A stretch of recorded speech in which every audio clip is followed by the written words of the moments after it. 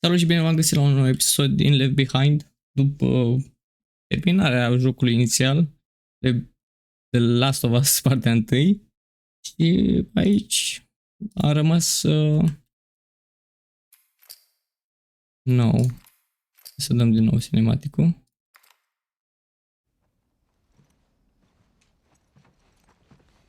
Hey, so...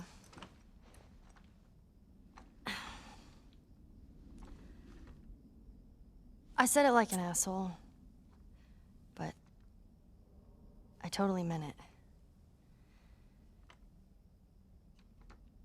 You should go. I mean, this is something that you've wanted for, you know, forever, so who am I to stop you? The one person that can. No, please don't go. I'll be so miserable without you. I'll be fine. And you'll be fine. And we'll see each other again.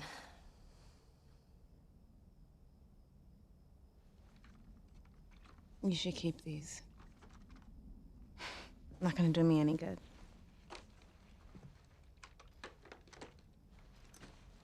You still lug that Walkman around? Always. Let me see it. Here. What's in it? That tape you gave me? You really will be miserable without me. Shut up. Leave that. Follow me. What are we doing? You'll see.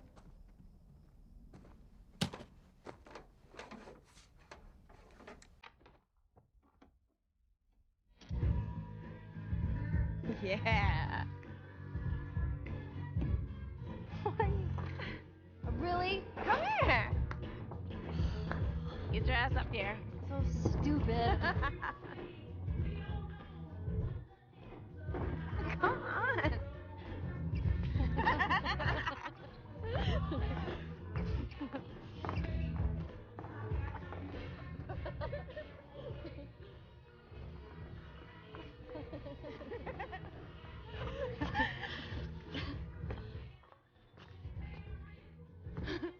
Here. What is that? Hey, what's wrong? Don't go.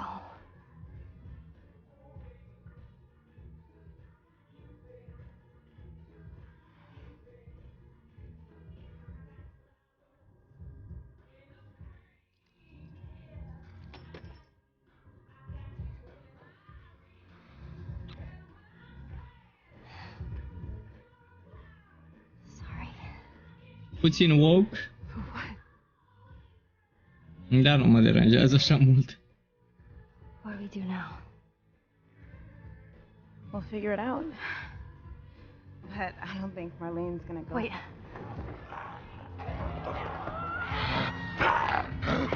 Riley!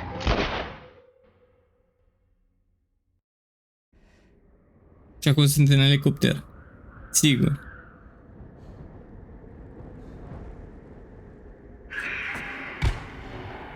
Joel!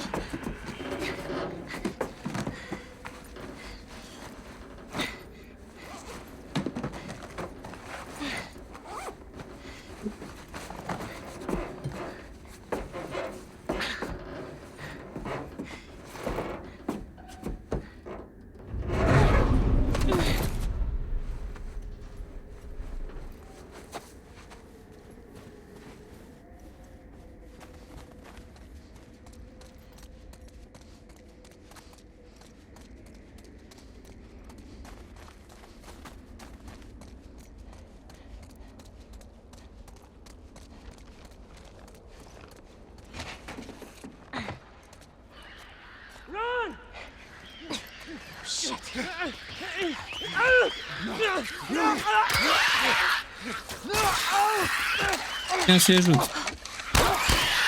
Da, nu sunt. What the hell? Relax. What the hell are we doing here?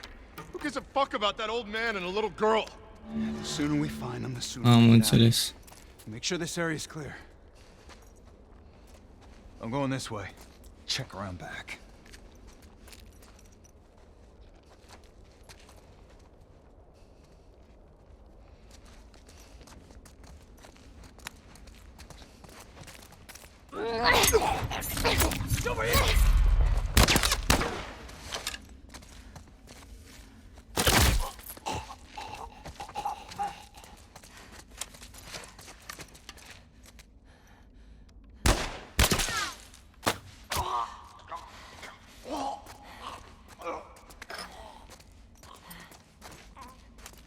Ce tare iar. All right. I'm coming to get you, Joel. These guys want to fight? I'll fucking give them one. I'm gonna get to him, stitch him up, and then I'm gonna get the hell out of here.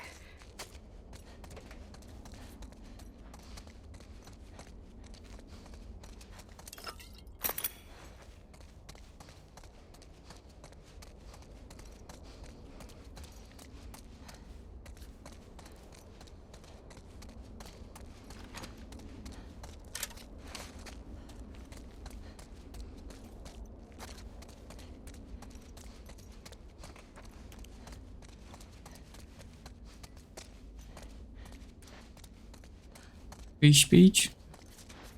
Ia. Aici ar trebui să fie o ieșire. Dreapta închis, stânga închis de la Fedra. A, uite.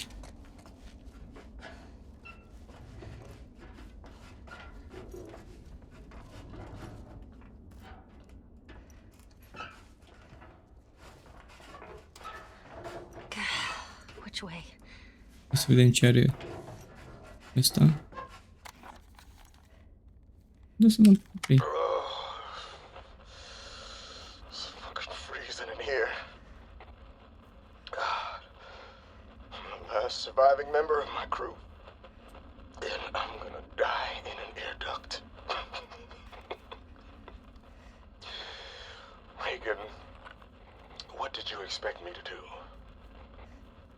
I was bitten, and it was only a matter of time before she killed me. Even though I wasn't infected. She said she wasn't going to. But I could see through her eyes. Why else would she reach for her gun? Why the fuck did she reach for her gun? I was just talking to her. If she wasn't lying, I wouldn't have to hit. She would have shot me. I'm sure of it. Then why'd she keep you alive all this time, Ellis? Huh? It doesn't matter. I shot her. I ran away. I fought and escaped those fucking things, and in the process, the sutures on my goddamn stump ripped open. I'm bleeding to death, and I can't sew it back up. Not with one arm.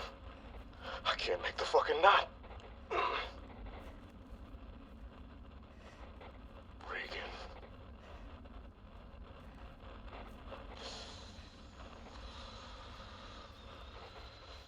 So cold. I think I'll just rest.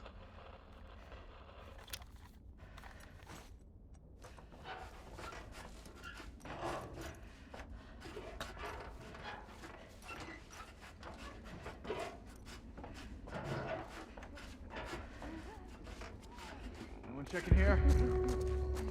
Fuck these guys.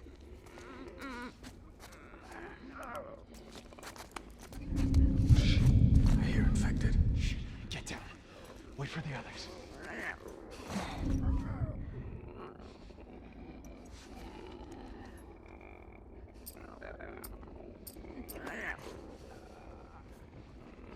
Thank God. There you are.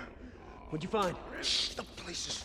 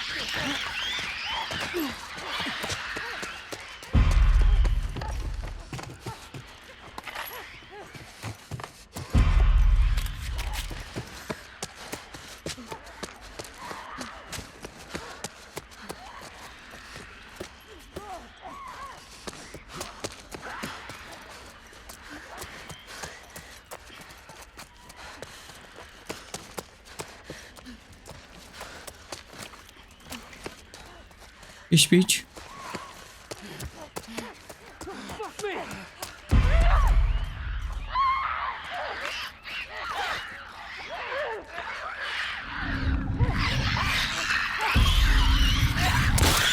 Now, asshole!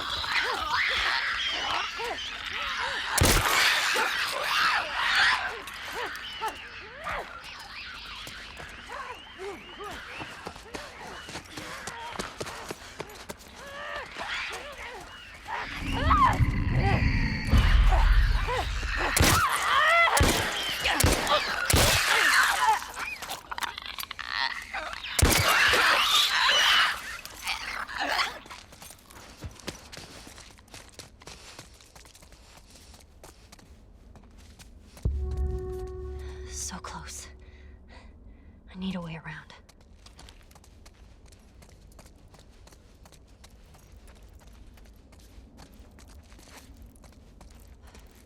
Uite pe aici.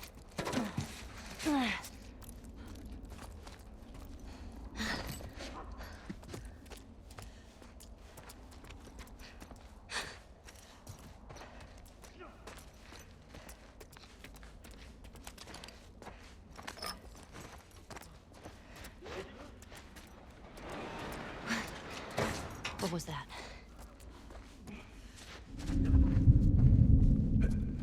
Hey, what'd you guys find outside? Not a damn thing. Well, how do we know they're even here?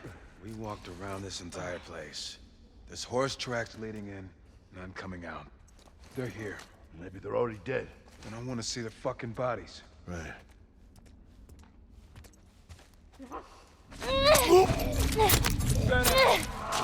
Over here!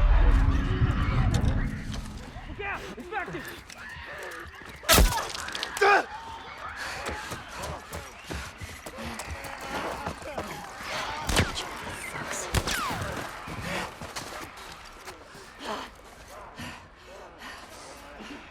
Hai mai.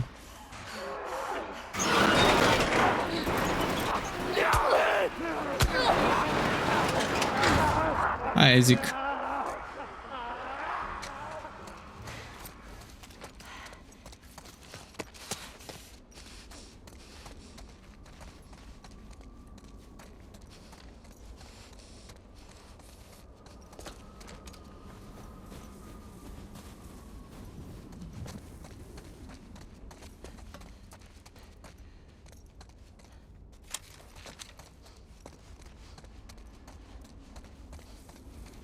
Hey, I hear the fucking horse behind you. Help me get this open. Yeah, we'll get the door. You guys keep searching. I don't want to get ambushed.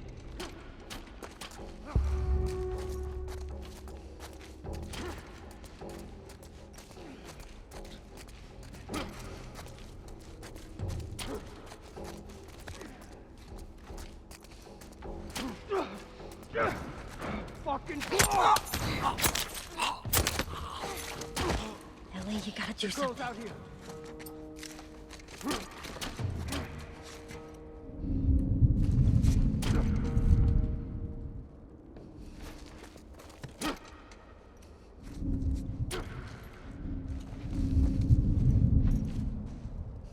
Yeah, I think it's starting to give. Keep at it.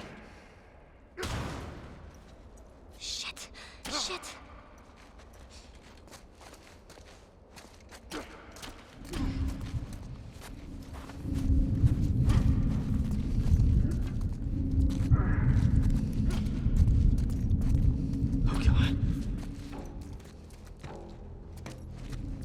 Mamă, cât simt. It's now or never. Fuck! Fuck!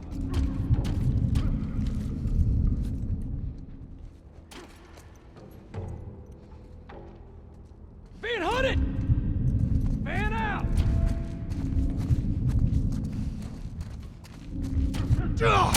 All right. It's the guy!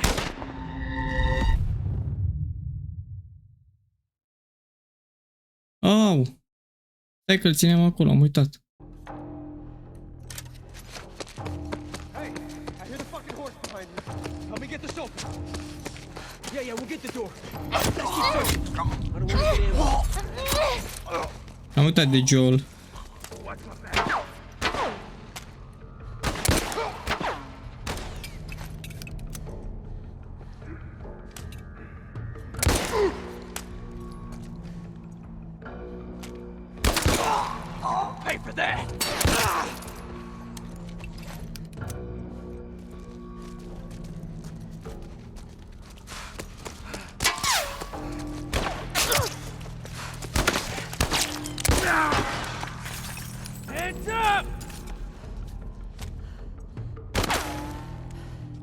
De ce te...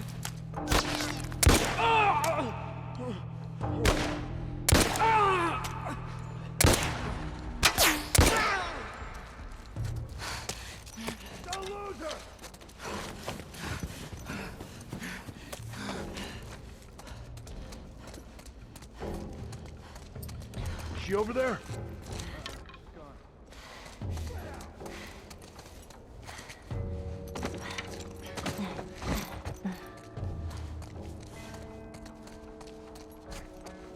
I've got the door.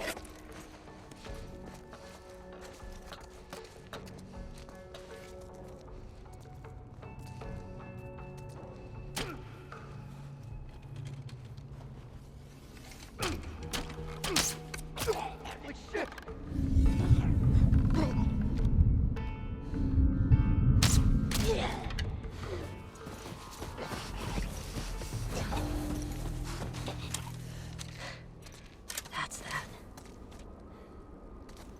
All right, Joel. Let's. Oh, Down there, by the door. Got her pinned down. Go finish her. fuck you! Fine. You want to do this? Let's do this. Like her.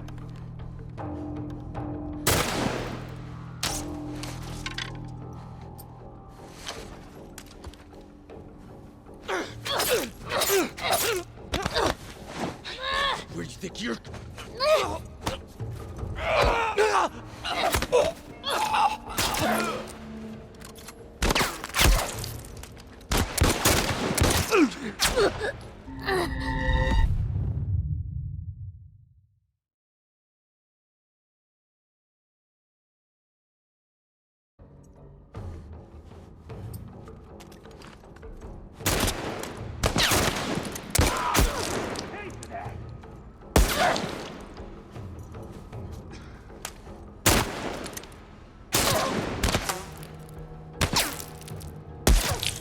Fac.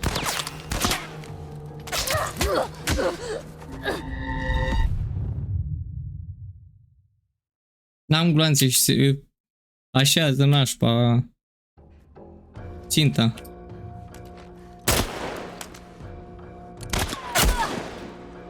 Haide, mă!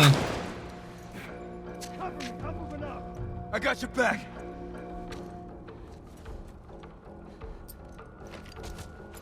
Hai. Little shit's gonna pay.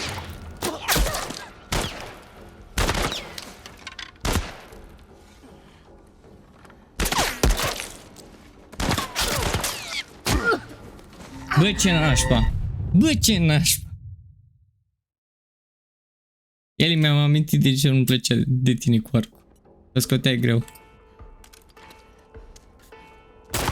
Bun. 1. Fac. Da.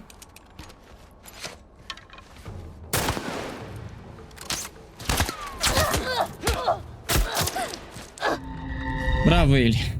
Fără gloanțe, fără nimic.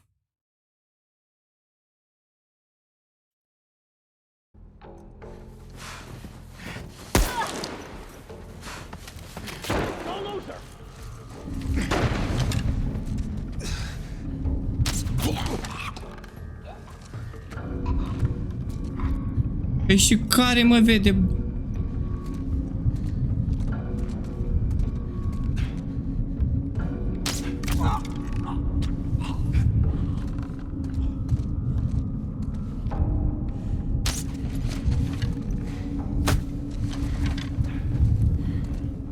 Trying to toy with me?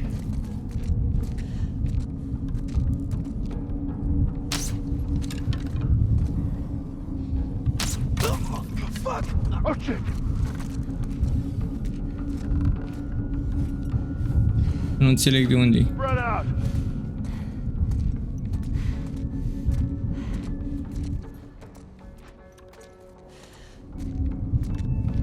Anything? No, man, I got nothing!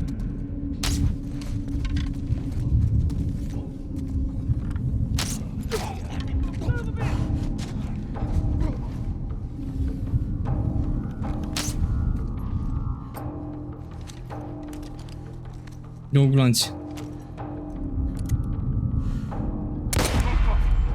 Over here! You're gonna pay for this little brat! We got it infected!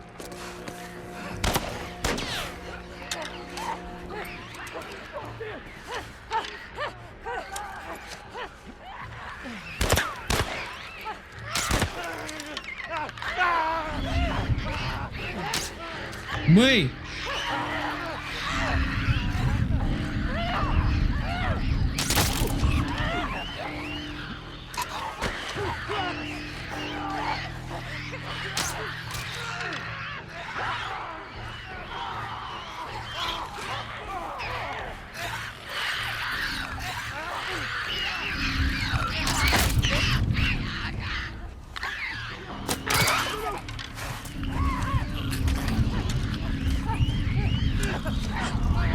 Here she is!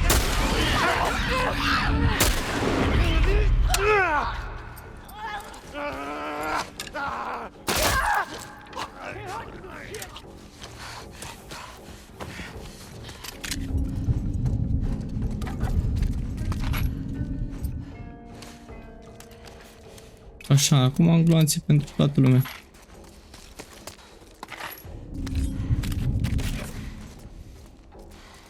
Bun. Acum unde sunt ăștia? A, uite-l. Bun. E atât. That's it. If anyone's alive, don't even think about surprising me! You'll end up like your friends, you hear me? Yeah? Yeah.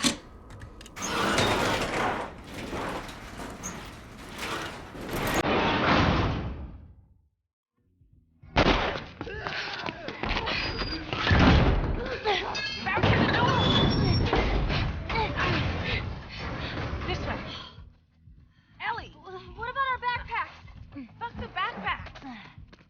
Oh shit. The gate, help me lift it! All right, lift.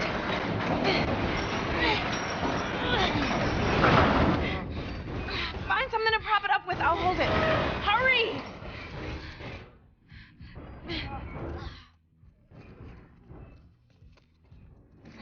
Ellie, they're almost through. Ellie! Okay, go! Let's move. Nu mai am nimic. Through here.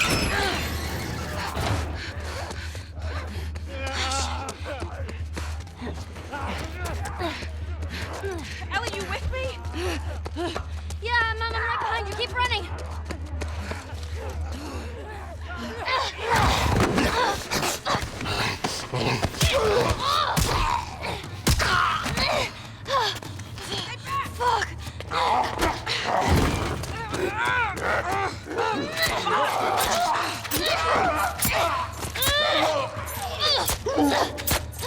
Fuck. All right. Up the stairs. The scaffolding? That's our way out.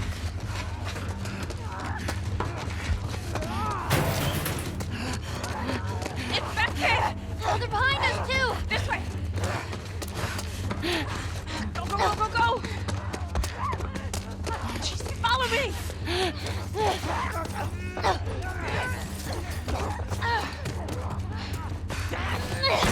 Ellie! I'm good. Just keep going. There's an open window! Come on! We're almost out!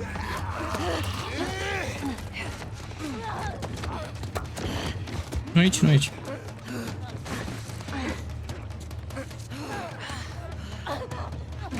Reach up! I got you! Hold on. Give me your hand! Ellie!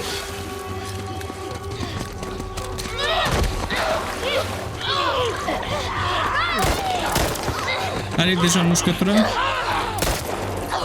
Are deja mușcătura. Nu cred.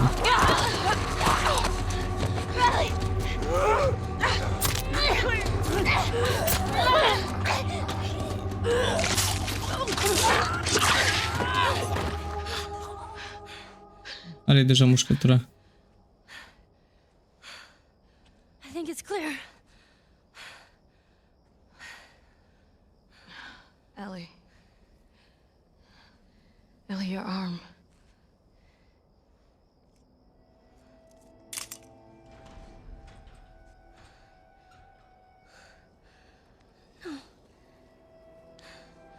No, no, no, no, no.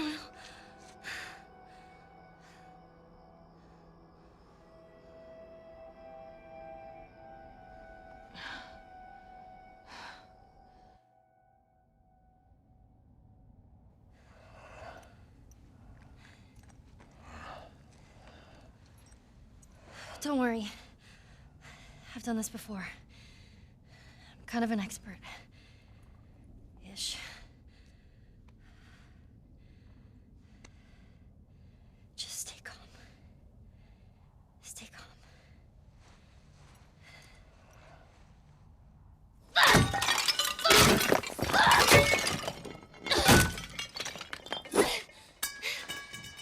Ce stamina are când nu vrea să scoată arma?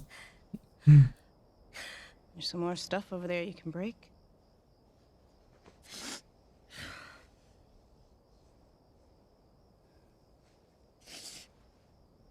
What are we gonna do?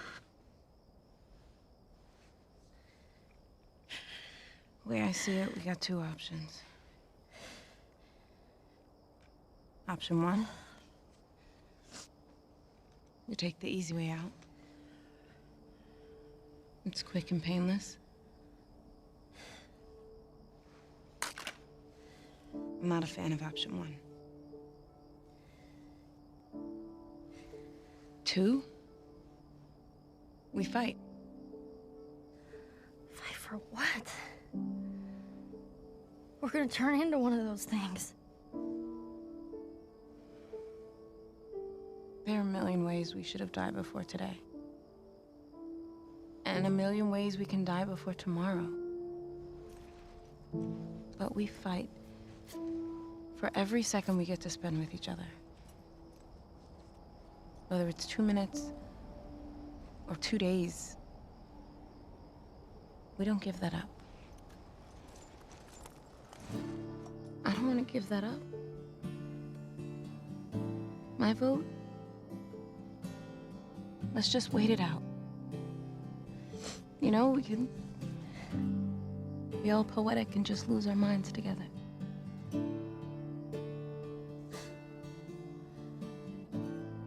What's option 3? Sorry.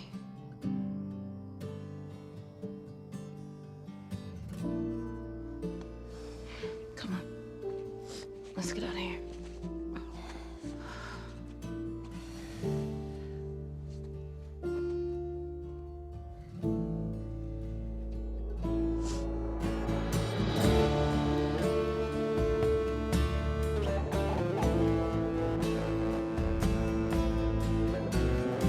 Tare. Uite că a fost un DLC destul de scurt, în doar 2 episoade. A fost tare.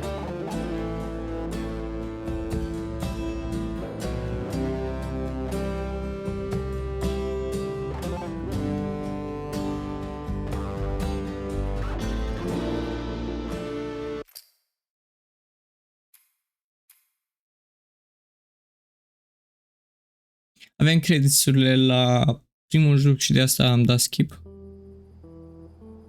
Și vreau să văd dacă mi s-a deblocat additional chapters during the events. Și ca extra acum? Concept art. Concept art. E behind.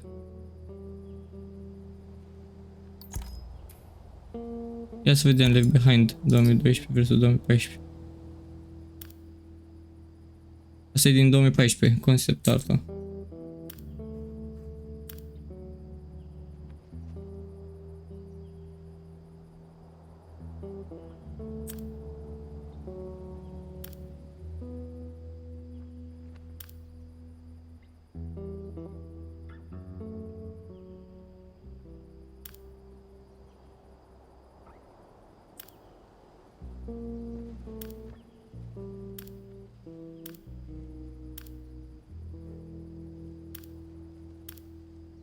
știu de ce totdeauna fetele parcă sunt băieți.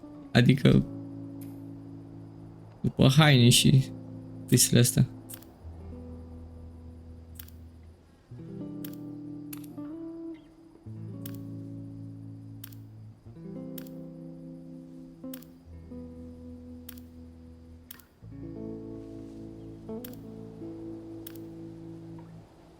Asta e tare.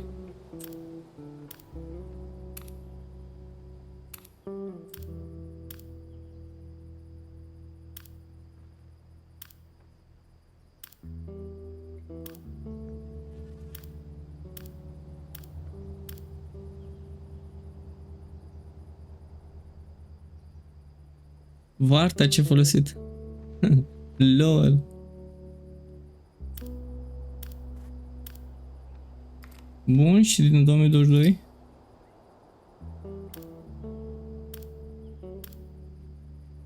E puțin mai dark concept art-ul de aici. Dar e și după ce au stabilit cam cum va arăta.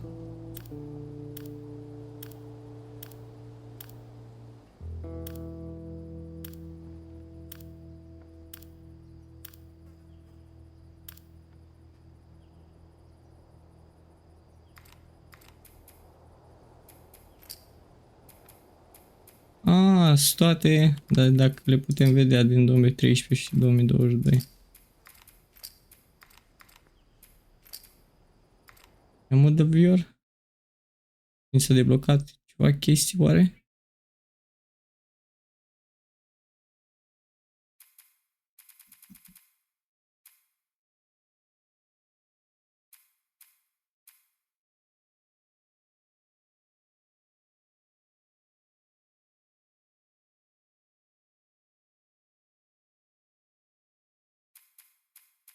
Unul cu Ellie și Riley, mă gândesc. Unul dintre astea, da.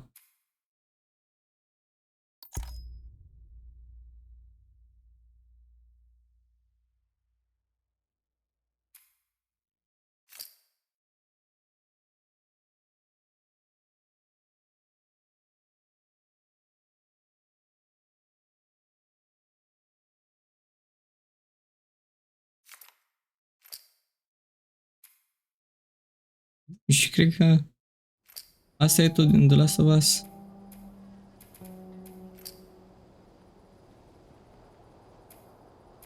Și s-ar putea să mă uit la ceva podcasturi și câteva chestii din spate.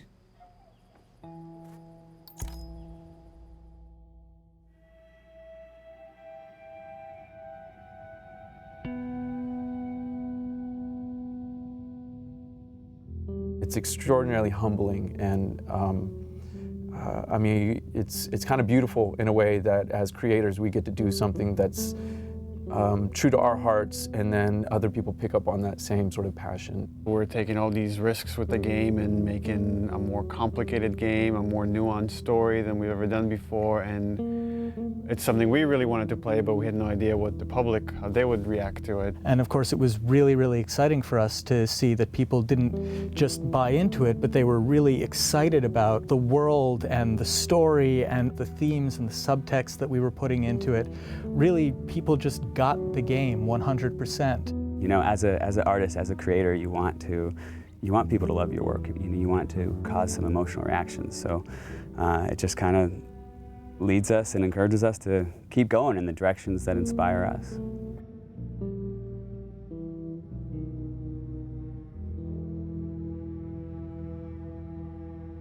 The Last of Us American Dreams, the graphic novel we released through Dark Horse, co-created by Faith Erin Hicks, the co-writer and amazing artist on that comic book. And it introduces the character of Riley.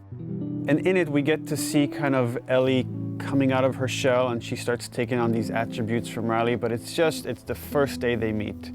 And it became really interesting to us to say, okay, months later, after these two have become best friends, and they've had this falling out, where does that relationship go?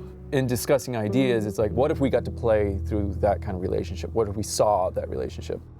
And it gives us an opportunity to test out various mechanics and storytelling ideas that maybe we couldn't test on the scale of the full game, but doing it in a smaller time frame allows us to try out these ideas and say, okay, that's interesting. How did that work? The comic book was kind of a great way to see a little bit of what Ellie and Riley's relationship was. So when we set out to design the world, we already had a point of reference that there had already been some great work done just in terms of some of the visuals and some of the language between Riley and Ellie.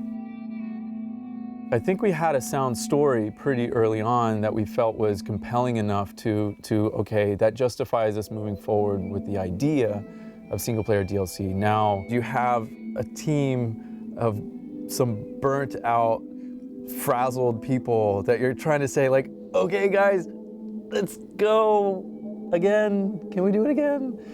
And that's a lot. That's a lot to ask of anybody after 3.5 years of grind. We kind of right away knew we wanted to focus on Ellie. We wanted to tell a little bit more about who she was before all this. We also felt like some people were wondering what happened in that time span between when Joel gets really injured and then you play as Ellie. And I felt like I wanted to meet Riley. Like I want to know her. I read a little bit from like the comics, and you kind of had this image in your head in the character, but you kind of really don't meet them until you start to see them. And once you get the actor in there, once you get these people, they really start to come out. All this time I thought you were dead. Yeah. It was interesting sort of this time around to be with someone new. When Yanni came in during casting, I was like, that's totally who I saw in the comic book. That's totally her, that's totally who I heard. You need to cast her. I was a bit intimidated to kind of come on to something that's so big. It's different, Ashley started with it and you're, coming in, I guess, as a sophomore, you know what I mean? Like, you feel like, oh gosh, am I gonna fit in? And then, will I really be able to live up to the standard that's so high? With The Last of Us, we got to see the events that led to who Joel is during the game. We never get to see that with Ellie. With Ellie, we're picking her up at the outset of the journey. What this DLC really allowed us to do is focus on Ellie's life prior to that journey. And we get to see, she's just a kid, ultimately. Despite, the journey she's about to go on, you get to see her have fun, and you get to see her playing with her best friend, and you get to see her be romantic with someone. You definitely see a very different side to Ellie. Being with another teenage girl sort of brings out that playfulness and that silliness that you see glimpses of that with Joel, but it's different hanging out with a 40-year-old dude. You know Ellie as this really tough, strong kid that has gone through so many crazy things and has seen so many things, to this other side of her, a little bit more vulnerable, softer side of her through the eyes of Riley. So it's a really interesting relationship there because you get to see somebody who really influenced who Ellie is and taught her how to survive and be strong. And then you see that playful Ellie, and you see the events that are shaping her and changing her, and how she loses the one person in this world that she cares for. And then you understand why she's willing to fight tooth and nail to not lose Joel. She's already lost this person that she loved. She's not about to let it happen again.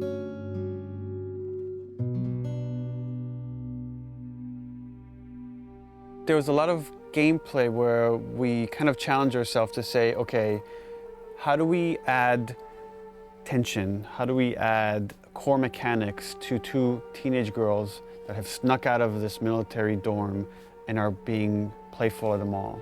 There are large portions where there is no combat, where we're really focusing Asta e din on 2013, the narrative connection grafica e destul de... between you and an allied character. What's really important to us is how we parallel the player's emotional experience in the characters and vice versa. We want you to always be feeling the way that the characters are feeling. What the fuck are you looking at? We look at contrast a lot whenever we're trying to create pacing of things. And you can't have your lights without your darks, your highs without your lows. So while we're looking at the Ellie storyline, we also want to contrast that with what's happening in the desperation of Joel. So the combat is kind of an extension of the obstacles, the barriers inside of her way that she needs to overcome.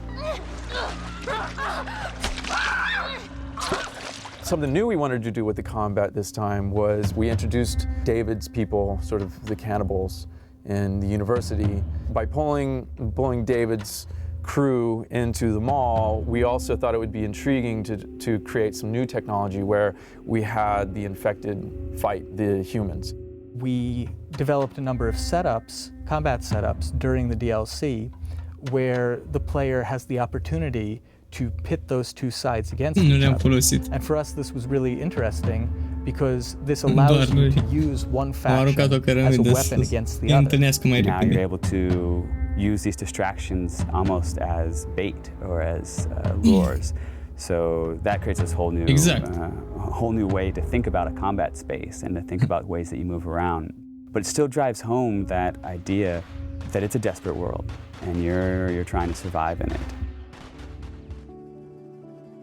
The main themes that we're playing with, I think, are love and loss and, on some level, devotion. What lengths do you go to protect the ones that you care about? If you never know if you're going to die tomorrow, in the next hour, in the next few minutes, every moment spent with those you love is a moment to cherish. The relationship between Ellie and Joel, it dealt with survival, it dealt with loyalty, and ultimately it dealt with love. The love of a parent to a child or a child to a parent. The DLC is not that different. In this world, all you really have are your relationships and your friends. I mean, that becomes everything. And I think that's sort of reiterated in the DLC. One of the great things about Last of Us was how much people related to Ellie and enjoyed Ellie and saw her as this strong character. And here we'll get to see how her time with Riley has become that and something that propelled her to be able to go on this journey with Joel. Tare. Și acum aș vrea să văd și jocul principal. Dacă tot am luat cu 10 puncte astea. Să vedem extra concept art.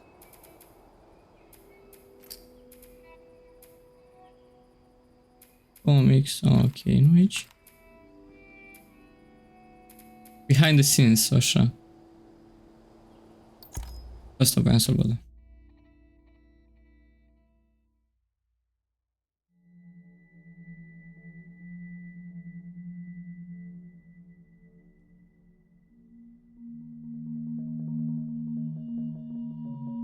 Yeah, making the new IP is, how can I put it? It's just don't do it.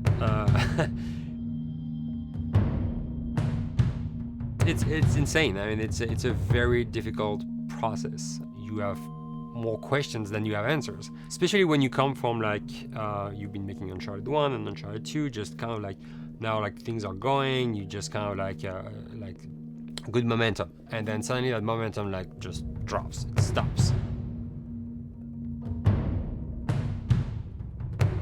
It's a very challenging process to create a new IP, and you're gonna fail over and over again, but that's what it takes. New IPs are really hard. They're hard because you don't know what's fun yet. You're building new tech, new AI, establishing new characters, new art, all this. You don't get that controller in your hand for like 6 months to a year. You don't know what it is yet. I remember like ages ago coming on the project and what are the infected gonna do? Like, what are they gonna do? They're gonna behave like this. I'm like, okay, we're like trying to imagine what's gonna happen. Fast forward like 4 months, they don't do that at all. No. Because it didn't work, right?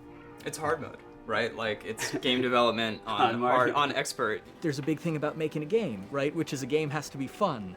You get your first build where everything's working. You got player mechanics. You can walk around the world. You can shoot. You can melee attack people. You've got the AI in there. They're very intelligent, very difficult, and it's totally not fun because they snuck up behind you and murdered you in a second, and there was no way to figure out what was going on.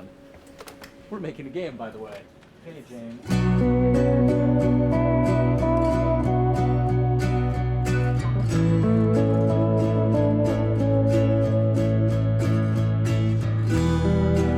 Cam așa am și eu setup-ul la locul de muncă.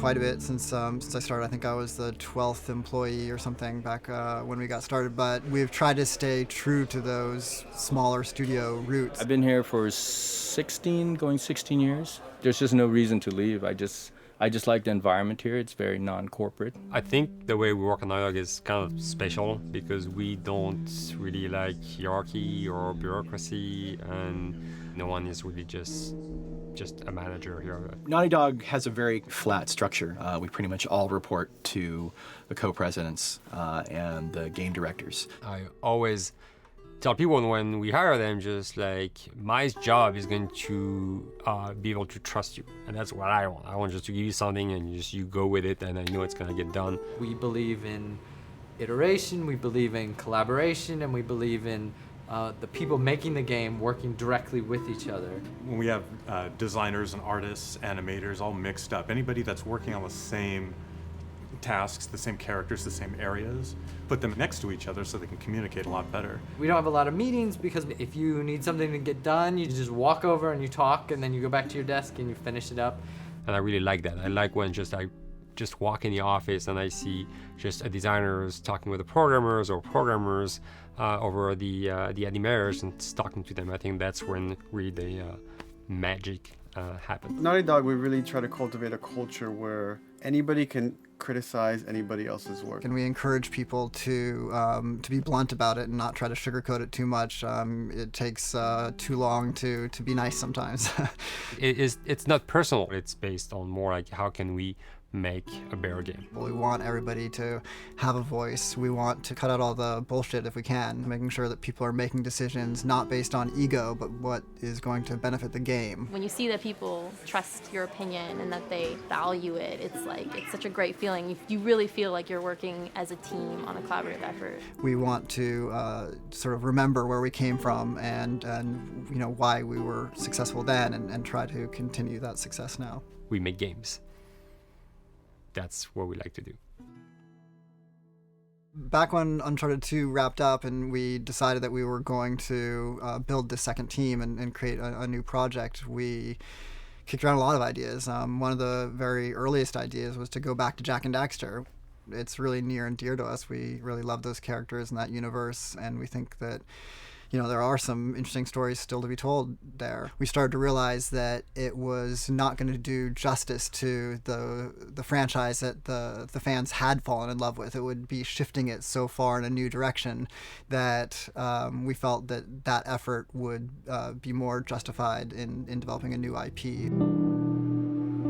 Neil and Bruce came to Christoph and I and said they wanted to do a post-apocalyptic game. I think the core essence of what they wanted to do, though, was to try to tell a story about two people and how their relationship evolved over the course of the entire game. That potential, oh wow, there is something very special about that game.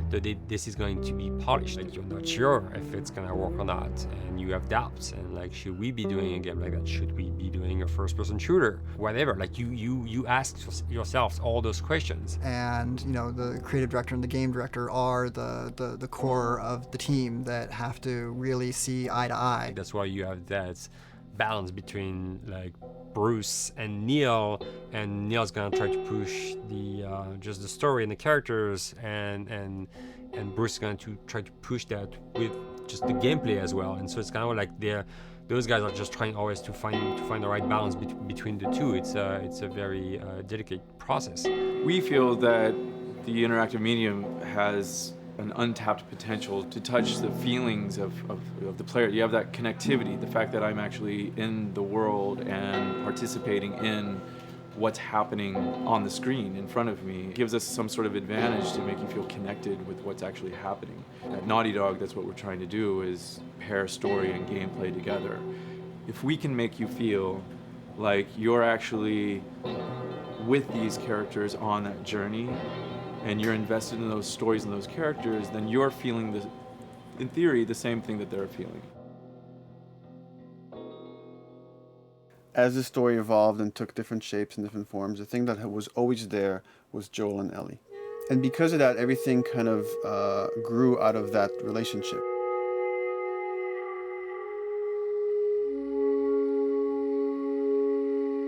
We've seen kind of that role of the anti-hero change, especially over the last 3 to 5 years, to where before it was like, the thick-neck mercenary kind of guy. For this game specifically, for this story, we needed something new.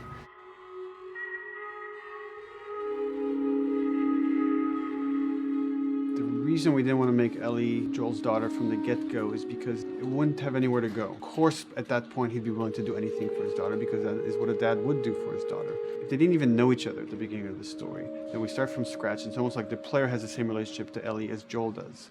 And we could take our time to build that relationship between these characters. And if we do it right, then the player will be feeling that same growth that Joel does. And we're kind of mirroring that emotional relationship between the two.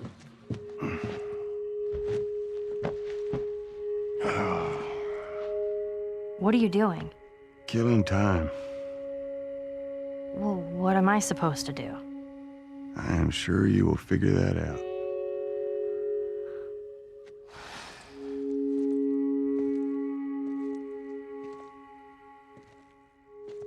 Your watch is broken.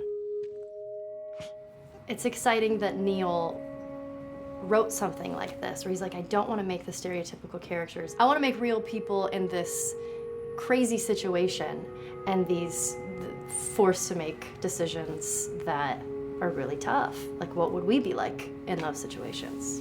I mean, we weren't consciously trying to pick male or female for characters. You just try to pick characters and just be honest with who they are. It almost doesn't matter, right? Joel's daughter could have been Joel's son. Ellie could have been a boy, and Joel might have been Tess. You could have swapped those roles, and I think the story would have still worked. The focus on female strength, it's so unique. You get to see what's so powerful about a woman through all of these female characters, which makes this game wonderful and unique.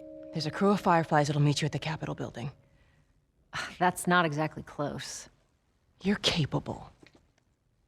You hand her off, come back, the weapons are yours. Double what Robert sold me. Speaking of which, where are they? Back in our camp. We're not smuggling shit until I see them. I want Joel to watch over her. Whoa, I don't think that's the best Ellie. idea. Him? How do you know them? I do think having a strong female character, especially like Ellie, is so rare in video games. And as a gamer, and more specifically a female gamer, it's frustrating to me because I'll see sort of the stereotypical female character where she's amazingly beautiful and huge boobs, and she's there to be either the love interest or just because they're like, well, we need to throw a chick in here. We've seen the strong woman or we've seen the weak woman. We haven't necessarily seen the empowered woman from this kind of standpoint. And there's that beautiful scene where Joel finds her inside the house and she's reading through this girl's journal going, is this really what they used to worry about? What shirt do I wear and what boy am I gonna go out with? You know, and to be met with those first world problems that we deal with every day and go, how trivial is all of this? I think it's gonna resonate a lot, not just with, a female audience, but with the male audience as well. The thing that was intriguing to me after the fact is knowing that we're kind of creating a female action hero in a way, and this is her origin story with Ellie. To sort of be such a strong female character that is completely normal looking, regular t-shirt and jeans, and she's 14 and she is still a total badass, is really exciting to be a part of that. There's so few non-sexualized women in video games, especially in the main role, that we were kind of proud that we were creating one. It's very complex, and without the players knowing it, she becomes the protagonist by the end of the story. And that's why she's in the front of the box, and that's why we've been promoting the two of them together so much. Who's there? It is a dual protagonist game, and yeah, I guess I get nervous to think about it in that way.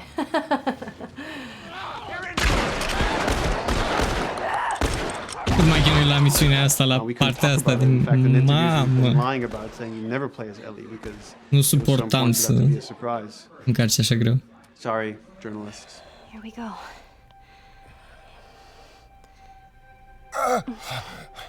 Sorry. Hold on. That's it. The tone of the game was set pretty early on that we knew that we wanted to make a really grounded story. We knew that we wanted to make the player feel the sense of tension and dread and go through the same emotional roller coaster that Joel and Ellie were going through. One of the things we kind of struggled with is to say, well, if we want to really ground this world and make it so like realistic, maybe we shouldn't have anything that could be perceived as a monster. Maybe like by just having an infection that just killed people, and it's all about humans and how they deal with this post-apocalyptic society and how different people decide to survive. Maybe that would be enough.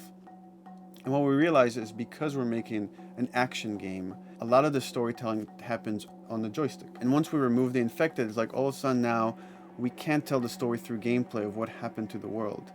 And that's where we kind of went back and kind of brought the infected back in, because it lets you see, once you're fighting them, the threat that people had to deal with that otherwise would just be very cerebral and people could talk about it, but you couldn't necessarily experience it yourself. In a novel that might work, in a game for us, specifically an action game, it didn't work. And from there, when we start kicking around those ideas, and we're just like, what would be cool just to play?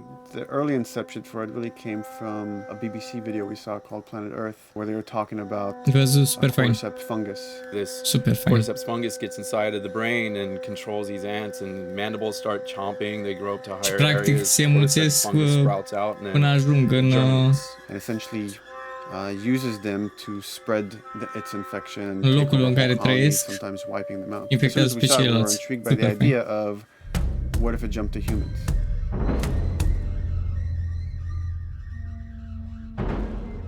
So what would happen? How would people react? What would happen to society? As we're trying to develop the look of the infected, we went through so many different iterations. Some that looked really alien and subhuman, some that looked Asta ar fi fain dacă ar fi like fost. zombies, and we Asta e deja couldn't find like elf. an original place for them. But one of our artists just did this kind of photo mashup where he took a bunch of images of diseases or images of fungal overgrowth, and he kind of mashed it all together and he threw it on this person. It was a very iterative process, making sure that the fungus felt properly integrated, like it was part of the body, growing out of the body. And not just fungus growing on the head, but it's tearing the face apart, cleft down the middle, this gaping maw of a mouth with the crooked teeth. And it's in great agony as its humanity and its brain is still somewhat functioning. Maybe you still have some human cognitive abilities or thought process back here. This isn't some decaying corpse on the ground. This is a living thing that's going to be coming after you in the world. The fungus is always the focal point. So you can see from a distance, oh, this guy's infected. I can tell straight away. In fungus, they have these beautiful saturated colors, and we really like that conscious of this something so horrific that it's going to like stop at nothing. It's relentless force of death, and yet elements of it are beautiful. It's not just about gore. It's not just about everything about it being scary, because to us it's actually scarier when things on it are somewhat benign or somewhat beautiful. It was evident that we were onto something that was quite a bit different and something that we hadn't really seen before, which was eerily human but very disturbing. And it seemed so creepy and so unique that right away we gravitated towards it, and it's like, this is our base infected. Everything should kind of come out of this look.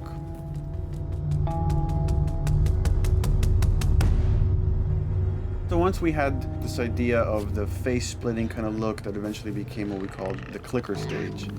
We went to great lengths to create a full biological cycle for these things. So in the early stages, you don't actually see too many signs of the fungus surfacing out of the skin. It's kind of underneath it, like people have lumps starting to show. The eyes will be kind of cloudy or lopsided because the fungus kind of originates inside the head. That moves into the next phase, which is the clicking phase. And if they mess with the eyes, we end up saying, well, how do they get around? Oh, echolocation. And they use a form of echolocation to track down their enemies. Just like bats, or even some blind people can see by making a clicking sound, a sound that on its own wouldn't be very scary. And then to associate it with something that people in this world are very fearful of, so that as you're exploring an environment, all of a sudden you hear this click, and you're seeing everybody just get frightened, just everybody duck, everybody hushes. Great.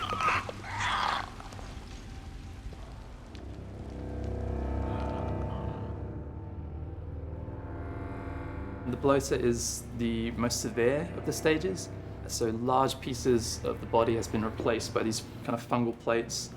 The fungus completely takes over the body and blooms. They're kind of covered in things that have been growing on them. Things like moss and like little life on life kind of. What the fuck is that? Goddamn bloater! When an infected feels like it's going to die, it finds like a dark corner and it becomes part of the environment. The human elements aren't there anymore. And then the body is gone. They lay down and sprout and then spew spores. And if people can breathe those spores, they become infected as well. It all had to kind of make sense of how each stage flowed from one to the other. And that's hopefully how we've created a world that you can kind of look through it and understand the science behind it and say, I could buy this, I could get into this.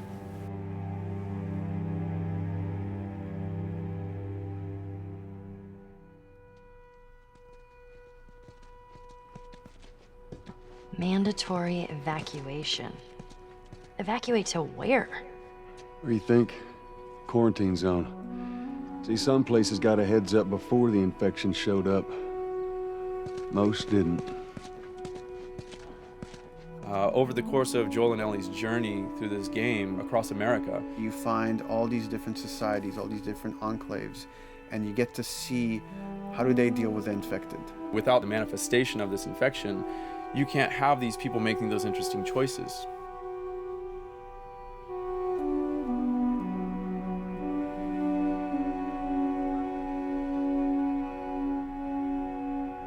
The world we decided was actually its own character, really grounded with a lot of texture. What happens, after 20 years of the fall of man, when no one's taking care of anything. This book called The World Without Us describes in detail how much fighting on a day-to-day basis we have to do to keep nature back. And once you stop doing that, how quickly nature can reclaim that. As they talk about New York and how every day they pump water out of the subway system. That system breaks down, within 2 days, a whole city is flooded. And once water gets introduced, then structures collapse pretty quickly. Trees will sprout, and wind will carry those seeds over, and gutters get clogged, and then when it rains, water fills up, and then pretty soon you have vegetation growing over there, and once you have vegetation, concrete breaks pretty easily for when there's a tree and roots breaking through that.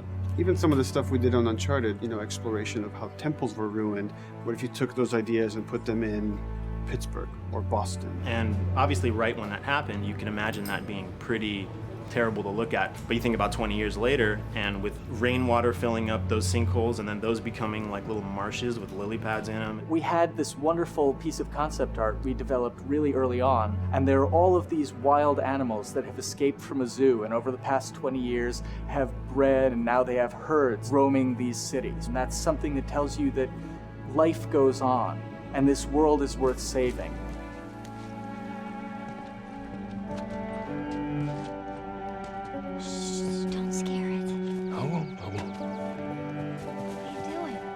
There's something really pretty about nature reclaiming its domain once we are gone. So fucking cool. We have another level of OCD of the logic goes into some of these environments.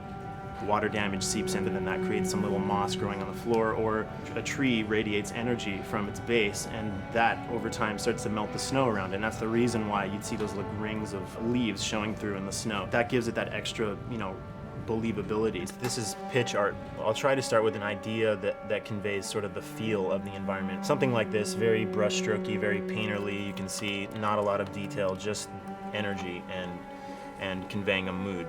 This is sort of just a conversation starter, and then this would be more of an actual space. So you start talking about, is this too tight of a space right here? Would the player even fit through there? Do we even want to include water? Those are conversations you start having a little bit later. And then it usually needs several more passes back and forth in order to be tightened up to be the experience that you would see in the final product. So, dude, I was actually trying to figure out right here, there should probably be some dead foliage. It might be cool to see some of the dead stuff around the edges of the green, or like even spilling out into the street. Maybe what we do is, in some of these areas, we use it as like a transition from the actual concrete to the side of the building, so like they're almost sitting on top of a bed of dead foliage, like that really rich kind of like orangey brown color. Sienna or something would be nice. Something real cheddary. That's how you know you're done. The end product often ends up being stronger because that bouncing back off somebody else gives you a result that maybe you wouldn't have even thought of in the first place. All right, here's the bridge. That's our way out of here. As far as concept art goes, definitely the ultimate goal is just helping everybody as much as possible. Me and the background artist will work together. I'll often just go to them because they've got like a really, really good like visual imagination. At some point, you came in almost like flat on.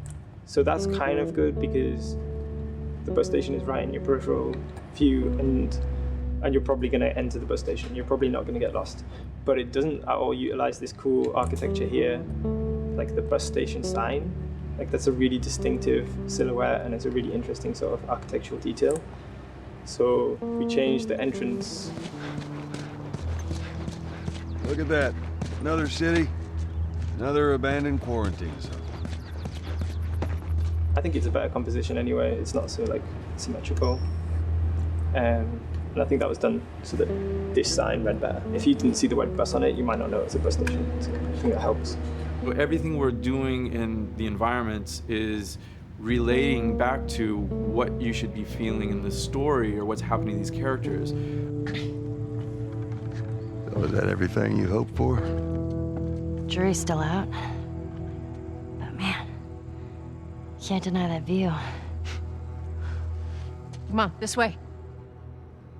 When we first came up with Ellie and Joel, we had this idea in our heads of who they would be, but we didn't necessarily know the voice. It took us a while to find our Joel, but for Ellie, I think Ashley was the second or third candidate to walk in, and right away we knew. Yeah, you know what? Why are you so scared all of a sudden? Because I'm a coward, okay? So just get your shit and let's get out of here. Damn it. I'm not like her, you know. What? You think I'm gonna end up like your daughter? The way she delivered the lines, the way she just embodied that character is like, that's Ellie, there's no question about it. And I saw the character artwork and I related to her a lot. I mean, she's kind of a tomboy and she's kind of tough, and I mean, obviously I'm not 14, and I think that's the main difference between the two of us. I read the scenes and I was like, I need to play this part. You wanna be my hero? Forget the whole bit about saving my life. Buy me a stack of these bad boys instead. Where'd you get that? Back at Bill's. I mean, all this stuff was just lying around. And then once we had her, we said, okay, we're gonna do another round, and we're gonna have Ashley this time in the casting sessions. The chemistry of these two characters was imperative to get right. Troy was a really interesting casting for Joel because when you see Troy, he doesn't look like Joel at all. You know, he's so handsome and he had like, you know, the frosty hair and totally looked like Final Fantasy. And so I'm like, yeah, I don't know. He's like this tall, pretty, it didn't seem right. I walked into the room fully aware that I was the youngest person that they were seeing for this role. There was a line that was in the audition side that says that Joel has few moral lines left to cross. And so that became the anchor point to the character. But then as soon as he spoke and he had the grit in his voice, warm, yet kind of dangerous. And his movement is just like, you bought into it. Why are you so scared all of a sudden? Because I'm a big coward, okay? Now pack up your shit and let's go. God damn it. I'm not her, you know. What? You think I'm gonna end up like your daughter? Ellie, you are treading on some very thin ice right now. It was Ellie and Joel. after he read, it was just like, that was it. I've done some video games in the past, but to be handed the mantle of a franchise like this was a pretty big honor. Is she alive? She's alive. She's David's newest pet. Ah! Where? In the town. She's in the town. You mark it on the map. It better be the same exact spot your buddy points to. Neil pulled me aside one day, and he said, I have some ideas. And as you're well aware, Neil is a little twisted. He came up with this character, and, I just jumped at it. It was such a departure from everything I've done here for Naughty Dog, to say the least. Name's David. This here's my friend James. We're from a larger group. Women, children. We're all very, very hungry. To be able to put on a voice that, hopefully a lot of people won't know. won't notice that it's even me. Because we didn't want him to be Drake. Drake eating people, that's a whole nother game. How did you put it? Tiny pieces. See you tomorrow, Ellie. You know, certain voices that I can do wouldn't fit the David's artwork, but he showed me the art, and I said maybe it's something like this, where everything's, you know, it's very quiet, and just, you know, he's not really sure, and the voice can break a little. And he just looked and goes, yeah, that's it. So I'd love to tell you, we hashed it over and we talked. No, it just, I looked at the picture and I tried something. He said, yeah. A few weeks back, I sent a group of men out a nearby town to look for food. Only a few came back. And turns out that the others had been slaughtered by a crazy man. And get this, he was with a little girl. You see, everything happens for a reason. Claire. Ashley, she brought humor to it. She just has some really great comedic timing. The way she reacts to the things around the world with a little bit of sarcasm, that teen kind of like trying to get a rise out of you. Now watch your step as you're going out, because it's going to be a little... It just brought a certain levity to the story that the story needed. You didn't even realize it needed it until she started doing some of that stuff. Oh, I'm sure your friend will be missing this tonight. Mm-hmm. It's light on the reading, but it's got some interesting photos. Now, Ellie, that ain't for kids. Whoa! How the hell would he even walk around with that thing? Get rid of that. Hold your horses. I want to see what all the fuss is about. Oh, why are these all stuck together? I'm just fucking with you. Bye-bye, dude. Throughout the course of shooting over these past couple of years, Ellie and I have kind of morphed into each other, which I know sounds so cheesy.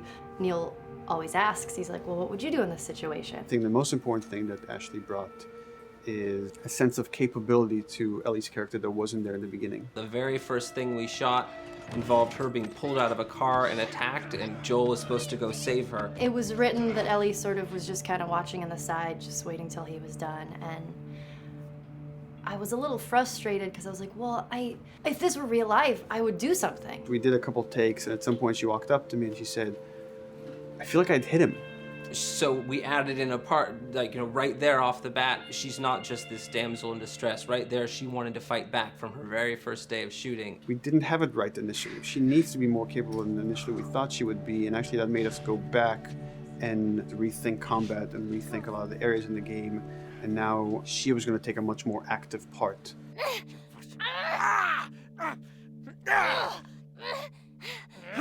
Anything that requires, you know, a lot of body movement, we do with the actors on the mocap stage, and we try as much as possible to use our actual principal actors, use their body motion as well as their voice. We captured all at once there on the stage. Having the actors perform as well as being recorded at the same time was imperative to get an accurate performance, because every time you split up the performance in any way, you lose some of that magic where they did a gesture or they delivered the line a certain way, and those things have to be in sync, or there's just something subconscious that's like off-putting about the performance when you don't do it that way. You are treading on some mighty thin ice here. I'm sorry about your daughter, Joel, but I have lost people too. You have no idea what loss is. Everyone I have cared for has either died or left me. Everyone fucking except for you. So don't tell me that I would be safer with someone else, because the truth is I would just be more scared. It gives you the most authentic, most realistic performance, because you're actually there, not just making your own choices, but making your own choices based on the other people that are involved in that scene. So you get this truly natural approach to things, and it shows up. It's like theater in the round. You can do anything from any angle, and the smallest, most subtle thing we'll be able to pick up. There's no place to hide. So you have to be as prepared as possible, because you have no idea which moments they're going to use. There are these little improv moments and, you know, little nuances that you get that probably isn't scripted, that just comes out of play, you know, while they're performing. That mistake that is just blossomed into a really good idea. Did we improv on The Last of Us? Yes. Yes, we did. Doing this was a whole lot like being 5 playing in the backyard with a stick, you know, and this is my machine gun, and, you know, and a pine cone is my hand grenade. It's all your imagination. I'm doing the exact same shit that I did 45 years ago. I just get paid for it now. We square. We're square. And get the fuck out of my town. I don't do a lot of voiceover work, so for me, it was nice to be able to work off of your other actors. I can't imagine it working in any other way. I'd never done mocap before. I didn't know what to expect. The suits were crazy. Yeah, the suit gave me wedgies. Like, deep wedgies that I had to pick out with my middle finger. Too much information. Just how damn sexy I look in a motion capture suit. I look like 10 pound of sausage in a 5-pound casing in that thing, man. Once you get past the fact that like everybody else and you look like weird clown people with these little dots and stuff, once you like give over to that, it really was pretty easy to make it just feel like you're in the moment and in the scene. Everyone that was on this is a slam dunk. This isn't just another gig to them. And that creates a really cool energy for people to really start experimenting and playing jazz. Floor is yours. And action.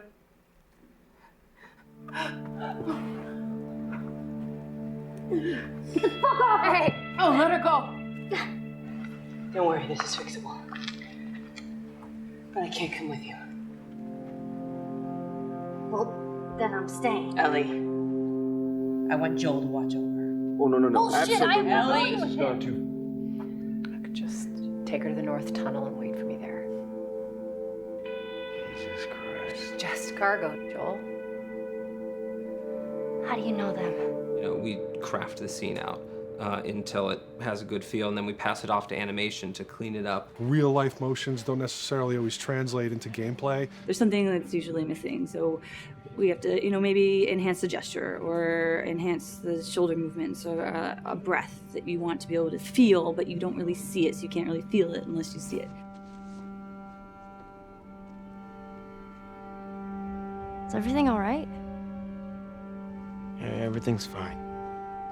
I could have him lean in here a little bit more, like this, take his hand down. When they're on stage, they don't necessarily have windows, you know, so that weight of like really pushing and leaning in, that's something that we would have to accentuate. You know, give him a little bit more weight on that turn or put his head down a little bit more. There's a lot of dialogue that gets said between the two characters. We have to bring that alive through animation, and we have what we're using as gestures. Why would they mow down all these people? Can't let everyone in. If you turned off the sound, you'd know that they were talking to each other. And that really helps accentuate the relationship that the two have together. We have certain animations that play in the beginning of the game on Ellie. She's traveling with Joel, who she doesn't really know. There's a lot of gestures to make her look nervous, just her overall stance. Later on in the game, they develop a relationship through the animation, not just the dialogue. You can see that she's more comfortable around him. If that reads well with the player, then, you know, we're doing our job.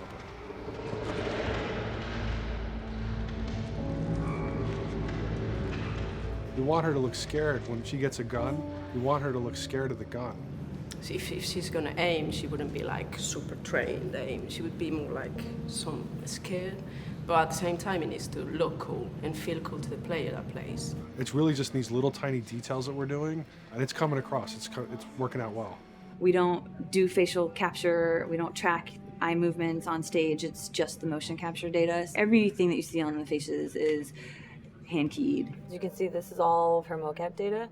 And so when I'm doing something like this, I go back and forth to the performance that she was giving, and I watch just this section over and over and over again. So this is our default face, where I can make everything super extreme and make her all squinty and angry, turn her frown down.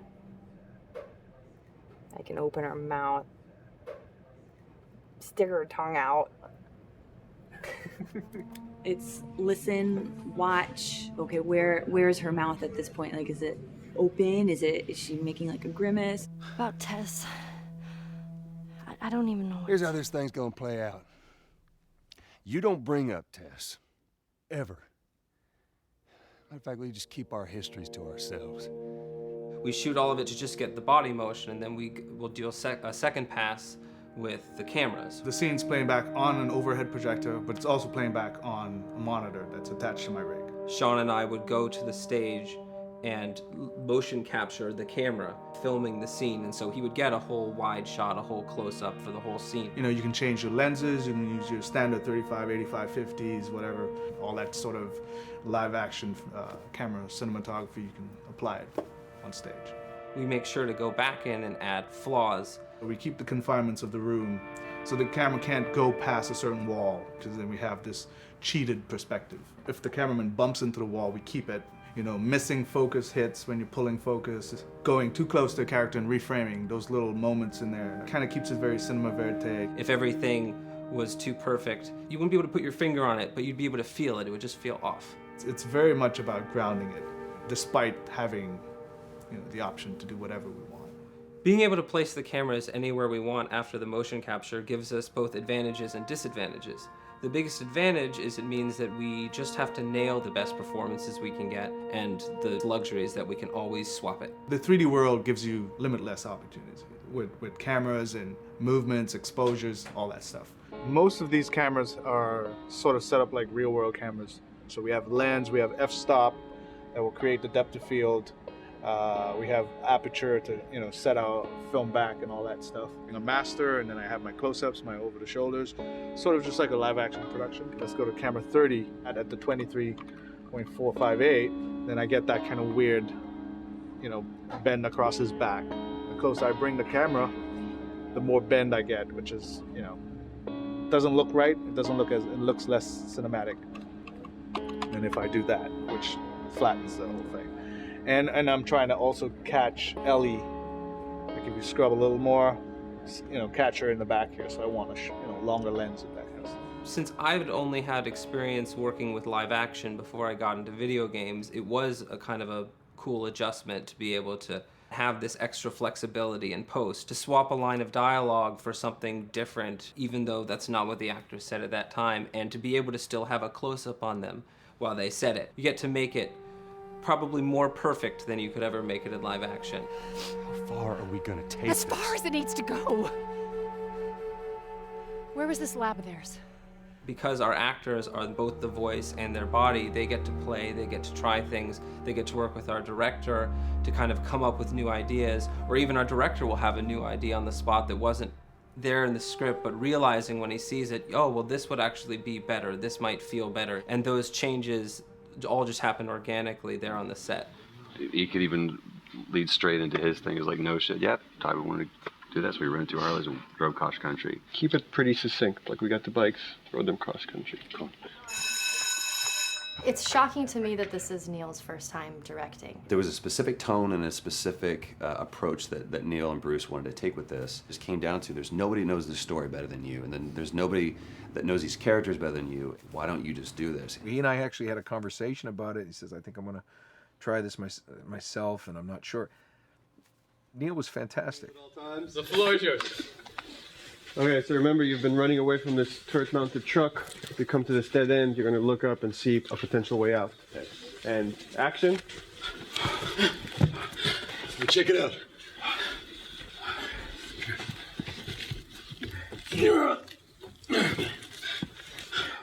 I mean, his writing is honest, and it's dangerous, and it's natural. And I love his economy of words. He doesn't hit everything on the nose, so it leaves it open for you to interpret and bring some nuances and things like that. The entire process is collaborative, but really it's led by Neil's willingness to change and flow and decide something doesn't work, you know, fix it right there in the moment. And it is something that's very foreign to the way that TV and film is done now, where everything has been micromanaged by the time you get it to the table read, and no one wants you to change anything, and everything's very precious and has been rewritten with notes from 20 people in suits, and you can't do that just anywhere in entertainment these days. Yeah, I want to make sure. I think I swung too far over to this way, and now it's a little bit of making jokes about it, and I need to bring it back to center a little bit. There's one scene in the game where we see Joel not as a ruthless survivor, but as a father. I knew from the very beginning that he was going to lose his daughter, and I just told Neil, I was like, when that day comes for us to shoot that, I need a heads up. About a week before, he said, it's time, we're going to do that scene. I was like, okay, because I knew that I was going to have to go to this place that you don't really want to go to as an actor. You want to find some aspect of reality that you can empathetically draw from, you know? Troy and I were both kind of just like walking around for a while and just kind of getting into the zone, and well, my grandpa died when I was 8. He was like my dad, and so that's always what I use to get into that place. You know, I started recalling all those memories and starting pulling up all those feelings, and they're just right underneath the surface. When I walked back in, everyone realized that something was different. They kind of like calmed down, you know. You could feel the energy just like drop a little bit more. It was brutal. I lose my shit. I mean, just completely break down. Don't do this, please, God, no. Oh, God, no!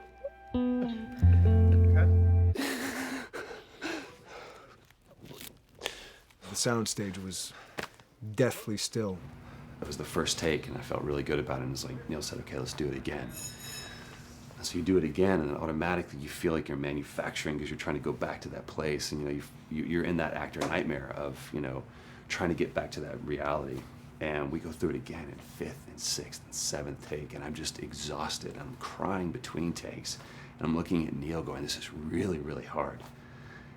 And finally, after like the 8th or 9th take, he said, all right, I think we got it. I was like, oh, thank God. And I went outside, and I was just jacked up for the rest of the day. Just I mean, a wreck emotionally. But we got it. Then 2 weeks later, he calls me. And he says, so we need to reshoot a scene. I'm like, cool, what scene are we doing? And he just looks at me. I said, dude, don't do this to me. And you can either at that moment throw your hands up in the air and say, fuck this, and walk away. Or you can say, okay, this is an opportunity to get it more right. I'm like, okay, all right. You don't think you got it? I'm going to show you that you got it. We've got it in the can. And so we go through it again, and it just feels fake, feels artificial.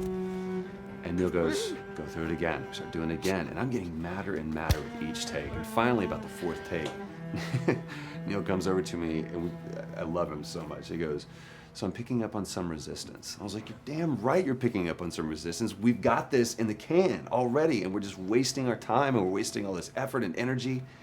And then he started talking me through the scene. And he was like, what I need you to do is I need you to just strip yourself of all these ideas, and I need you to hit this beat, and this beat, and this beat, and this beat, which just makes it sound so mechanical, and it's such an emotional scene. So we start going through it, and literally I am mindlessly doing these things at this point. Okay? I know it hurts, baby. I know. So I'm gonna lift you up. I'm gonna get you over here. Come on, baby. Come on, work with me, please. God, baby. Sarah. Sarah! Don't do this to me, baby. Don't do this to me, baby. Come on. And he stops, he goes, now we got it. And I realized that the reason why I wanted that first take to work was because I wanted everyone to look at me and go, wow, what an actor. And that's not what the scene needed. Those moments where you just have to sort of calm your ego down and just go back and do your work. That scene actually works, not because of me, but in spite of me. And that really is the marker and definition of working with a truly good director. There are many like it, but this one is yours. Why don't you have a seat?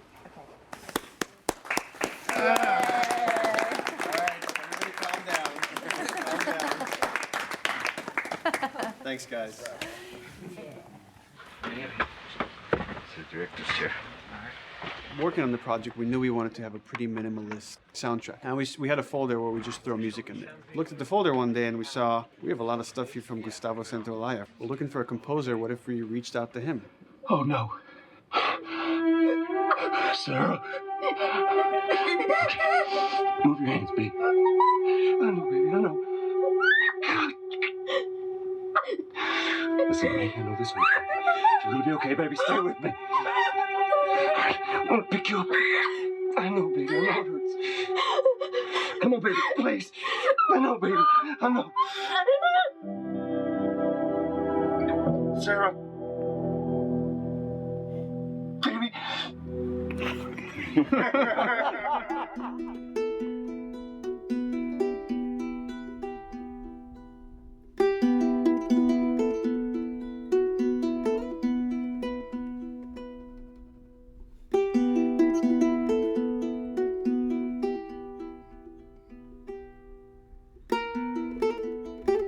My life has been and still is kind of like a road movie. I grew up in Argentina. I came to the United States in 1978 because we had a horrible political situation in Argentina. We had a military dictatorship where 30,000 people disappeared at the hands of the government and many other more were tortured, and I was blacklisted. It was just impossible for me to keep on living there. I've been in jailed many times since I was probably 15 years old just because I had long hair and I play an electric guitar. So I had to embark on this trip. I can relate to that kind of need of movement and going to the next place and the next place and the next step. I'm always attracted to the possibility of getting involved with a project from the very beginning. I like to work from the script and talking to the director. It's never been, oh, give me a piece like this or give me a music that's this. It's just been very high level. Here's what the story's about. Here are the themes. Go write some stuff. Since I don't know how to really read or write music, the way I produce music is actually recording it. So I like to come early in the projects, and I did in The Last of Us.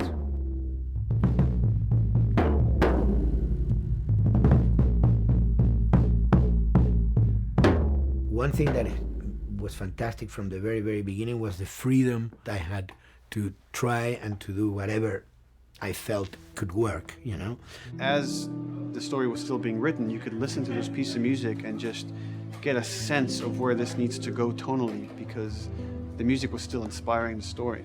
So that was the great thing of having the music written so far in advance. And at the beginning, I was going really out with some things, and sometimes some of those things were the ones that they liked the most, you know? So I really felt very motivated to work, and I enjoyed immensely working. It was this very organic back and forth experience where one element was inspiring the other and vice versa. I needed to go into some more dark places, more textural and not necessarily melodic.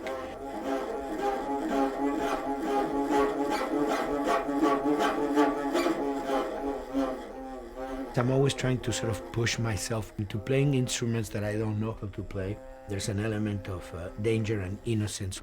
Lennon once said, you know, give me a tuba and I will be able to do something. I'm an artist. I should be able to do something. I like to put myself in that situation.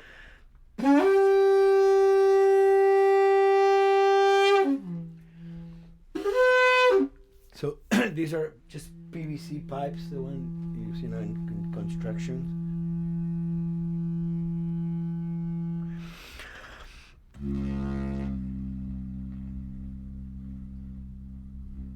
Or instruments that I know, kind of twist them. From the concept of the prepared piano, you know, I mean, I've worked with prepared guitar to stick things into the guitar and things like that. And also in The Last of Us in particular, I work with a detuned guitar. So I really tune the guitar extremely low. And the result is, you know, strings that are very loose and will produce not only sound, but produce noise. Because I believe, you know, every environment has its own sound. We have in our, you know, small studio, we have actually the possibility to record almost anywhere, including the bathroom, and we have done some fabulous recording, especially in the kitchen. When you score to picture, which is something that I don't do, then you know what you're going to expect. But when you provide people with music, like I've done in all the films that I've done, and then you see it, how the director decided to use that, you know, in what particular way he uses it or where they edit it. It's always fascinating to me. I watch a scene and I'm going, you know, it's fantastic how they use this piece. I would have never, of all the music that I've done, probably I would have never used this piece there, but it works, you know, great. So I like that feeling of collaboration.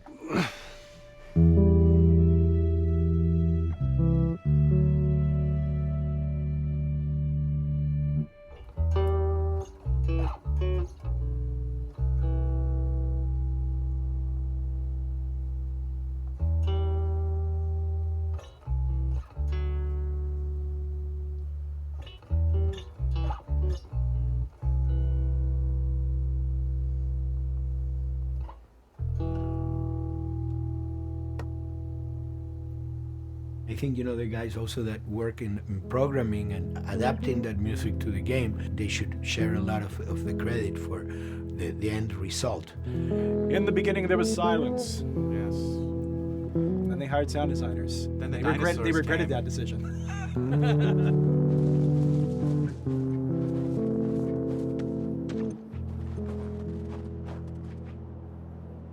Hold it steady. Ha! Got you! In a much quieter environment like that, we really had to fill out the soundscape with much more natural sounds, much more detailed, delicate sounds. The tension comes from the lack of sound, in a way. Your brain is thrown off because we're expected to hear buses and crowds. All of a sudden I hear wind and leaves rustling. Again, it's creepy and beautiful at the same time because it's almost like I'm going on a hike, but I'm in a downtown area.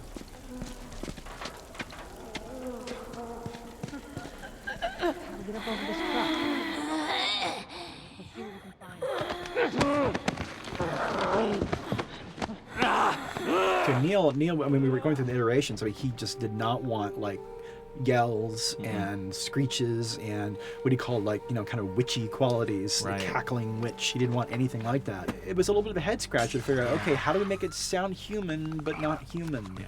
We really did not want to use any animals. We wanted these all to be human. Derek and I basically decided to hire a couple of voice actors who did some interesting work vocally to see if they could come up with something. And we worked with this girl, Misty Lee. She started giving us these really great screeches. And that's no process. Yeah, that's just her voice. And it started going into this little click. We also used a little bit of Phil's voice.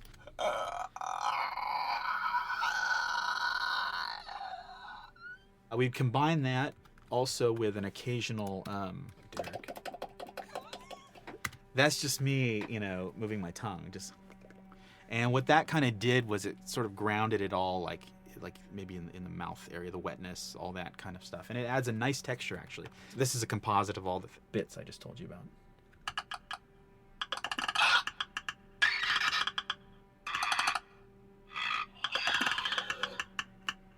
Sounds like a Snapple bottle.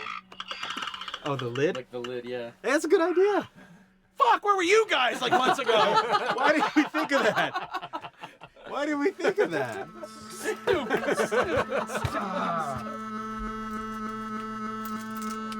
E tare. Nu știu care mai sunteți, dar mi se pare genial treaba asta. Viewers at home, you're probably wondering what this is. Let me tell you. About 10 years ago, I saw this Synthy A suitcase synth. I wanted to get one. This finally arrived in January, just in time to start using. I thought, well, what can I do with this?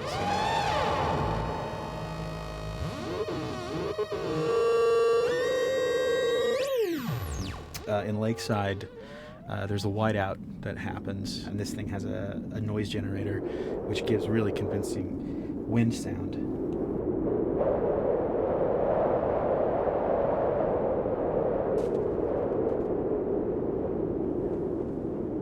The military still has technology. There's sirens and alarms, so I wanted to try some new concepts.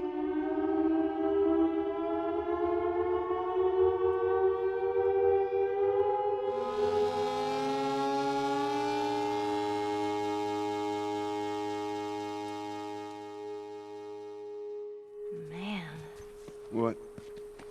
Nothing, it's just... I've never seen anything like this, that's all. You mean the woods? Yeah. Never walked through the woods. It's kind of cool.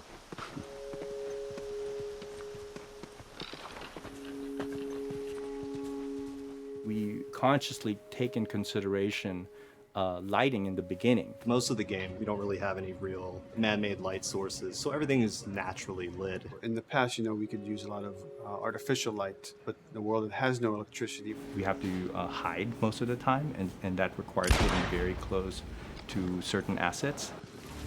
Just stay back.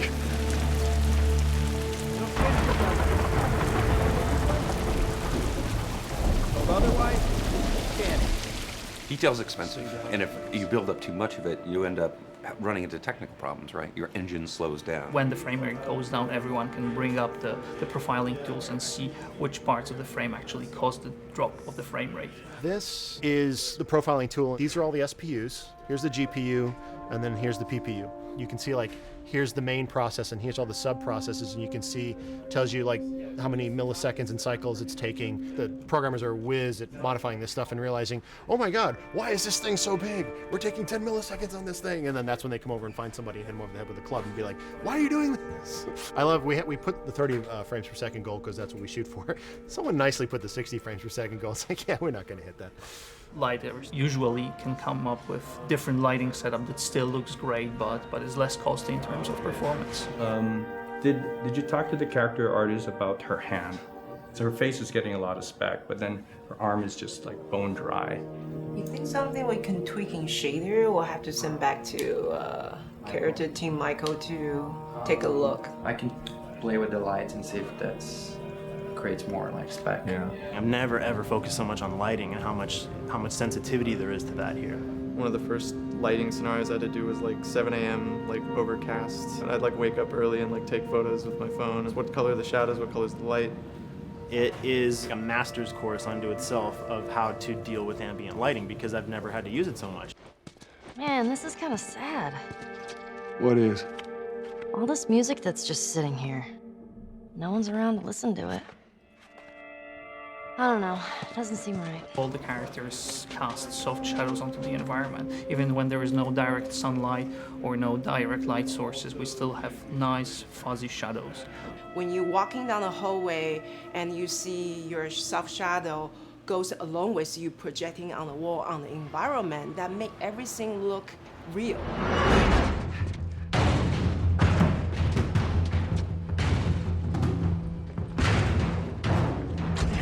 Follow me through here. Okay. The flashlight brought a whole new spin on it. So some of the environments end up being really, really dark, and you need the flashlight to get around. Give me your hand. We want to have the environment be really dark, but also at the same time have colorful surfaces that are sort of hidden, so when a flashlight hits one of those, it bounces off onto the ceiling. If you shine a light on a red wall, it will bounce the red lighting on the whole environment. And it's very difficult to do, very expensive, but we did it. Everything should have a bounce lighting. Otherwise, the world is gonna feel dry and unrealistic.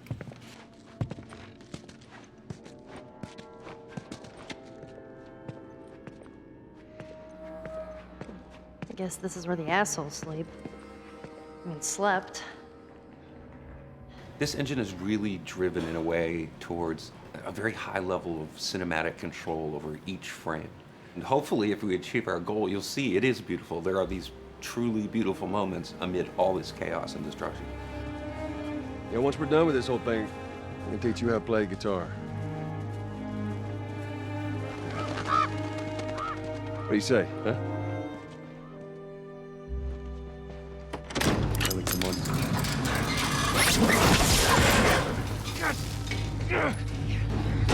I got you. Damn it, Bill. What just happened? One of Bill's stupid traps. There, that fridge, it looks like that's a counterweight. Okay. The story really dictates sort of the arc of the overall pacing.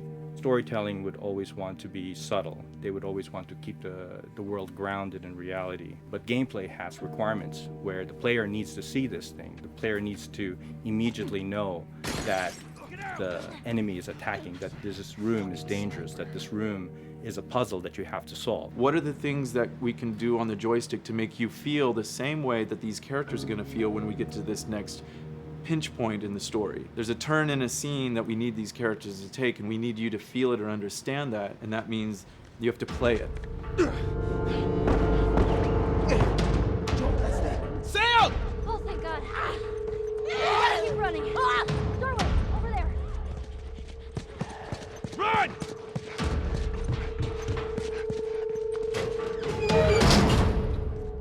We really want to make sure that there's that contrast between the negative space and then the high tension spikes.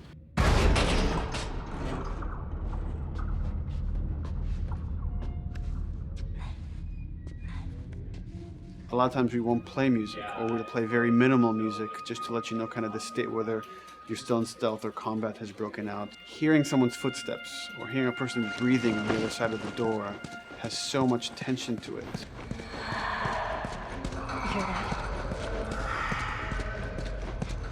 Shh, quiet. You feel the tension of the world, make you question whether you want to engage with these guys or kind of try to stealth around them. That's another reason why we don't have traditional cover in the game. You smoothly move around everything, contextualizing with the environment, but you're never locked down.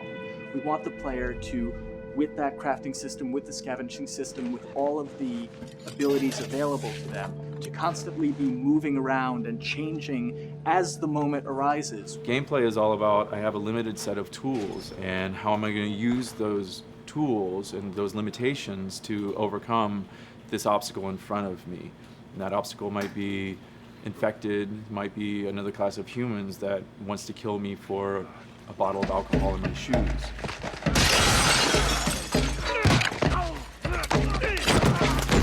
It was important for us that we don't underplay the violence, because then the threat doesn't seem as real.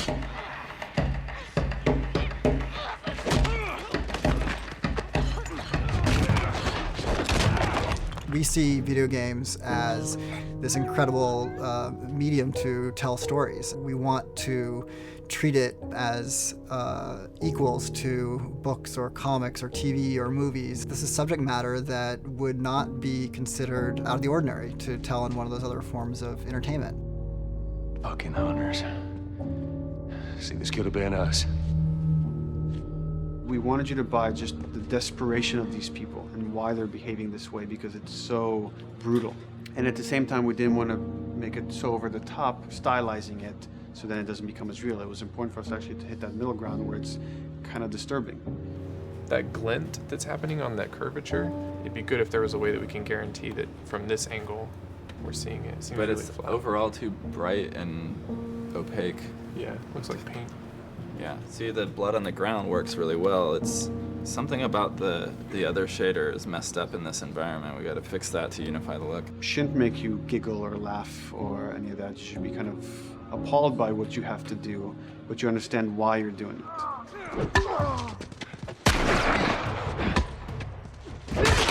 You want to feel each hit. You want to feel each concussive strike. Lives are at stake. You want a death animation to have impactful performance, not just have a guy keel over in a ragdoll.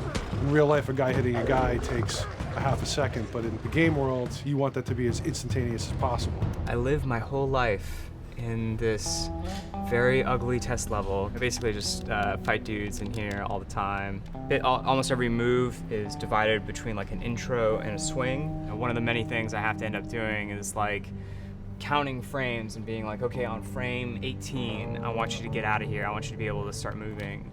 Every hit reaction that an NPC plays, they are not necessarily in the correct pose. When you strike them the next time, we just pop them with a 0 frame animation change, which is usually kind of a no-no, you know what I mean? Normally you want characters to blend smoothly and realistically into animations. But what we found is that you can cover that pop up with a heavy impact. They can go from almost any pose into the pose that the impact starts from, and your eye just covers up the transition for you. So if you throw a brick at a guy, it puts him in this like kind of staggering stun state. And that changes the moves that you do when you come up and punch him. So now I'm gonna come up and punch him, and now when you're punching him, because you've hit him down, you get this like auto aim moment where you get like a free headshot. I try to make it so that, you know, if you kind of know what you're doing, that you can set yourself up for 1 + 2 = 3. Right here! Memory on a console is a very precious resource. All of Joel's animations with every weapon, all the NPC animations, the stealth kills, you know, all of that stuff happening need to fit within a 4 meg to 5 meg memory footprint. This is a list of everything that's loaded in game and how much memory it's taking, because memory is our most precious resource right now. So we have a level, we call it the bookstore, it's in Hunter City, and this is a zone, for example. So when I set an AI to this zone, he will never leave its boundaries. I want guys to guard this exit where you have to go through, so I'll zone a couple guys around there to make sure that they, you know, they can fight you and use all this cover, but they want to stay around this door. This is another key component of the AI, is what we call the nav mesh. This defines the overall play space of where an AI knows he can or cannot go. Hey look, that's where a cover used to be, and there's a hole cut out for it. I gotta fix that. Here's some other wonderful things. See these little red polygons? Yeah, that means they're not linking right for some reason, so that means they can't really walk through here properly. It's a bug, and I need to fix it. Welcome to my life.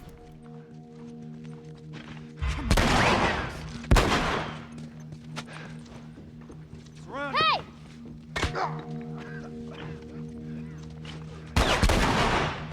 If you look at a lot of games, NPCs are usually only alive for, you know, a few seconds before the player ends up shooting them and then they're dead. We want our guys to be much more dangerous and much more threatening, which means they have to be alive for longer. They need to exist in the world for longer, which means you as the player can witness them acting out their behaviors for longer.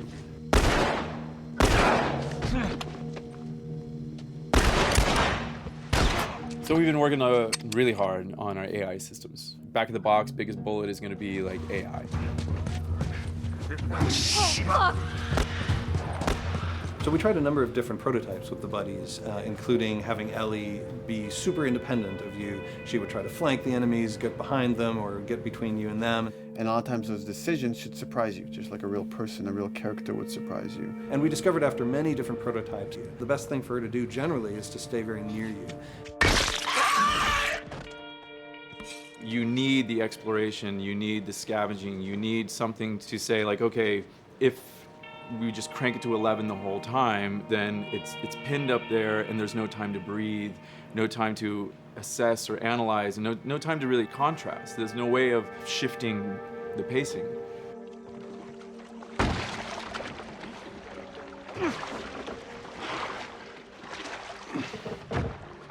Puzzles are really weird, especially like Naughty Dog puzzles. I think they're very simple and satisfying. Most of this puzzle is strict exploration. You can see the ladder here, you can see the pallet there, you can see a clear route up to the ladder. So you're like, okay, maybe I have to get Ellie to the pallet, push the pallet over to this side, and like Ellie will climb up and lower the ladder. So that whole part is like, that's not a puzzle, that's not regarded as a puzzle, but when you feel like you've got to the solution and you're like, okay, I'm going to climb this ladder, and you climb it, and it breaks off, hopefully then the player will feel a little bit stumped and they'll be like, I'm not really sure what I am meant to do now. And so this is where the puzzle starts. Hopefully at this point, like all of the elements that the player needs to solve the puzzle are very familiar to them because they've been through the previous exploration beats. They're improvising with elements that are at their disposal. That's a really sort of like strong theme throughout like The Last of Us. Like you're a survivor, you'll take whatever tools you're given and you'll use them in like creative ways to survive.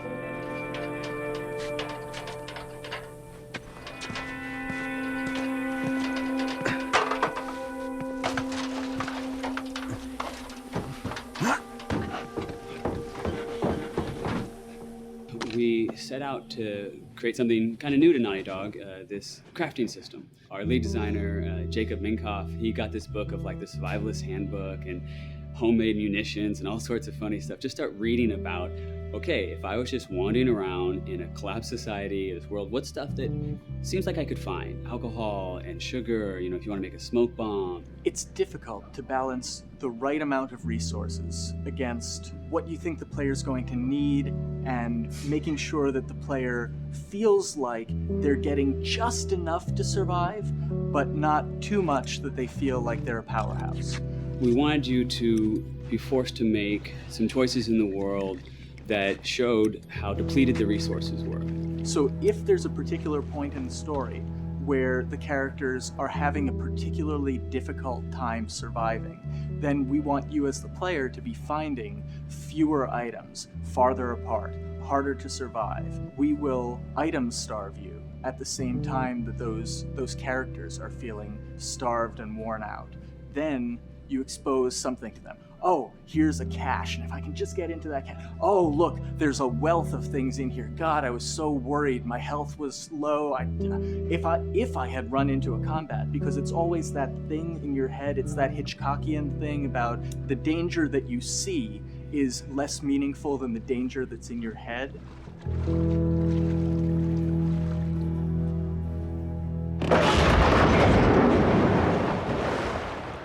When we're designing the levels, it's nice to have the stuff that we know people are going to encounter. We kind of call this some of the critical path stuff. These are the things that 9 out of 10 players are going to find. They're right in the way. It's where you have to go. And then whenever designing a level, you want to have that little nook and cranny, right? You want to reward the player being like, oh, you went over here.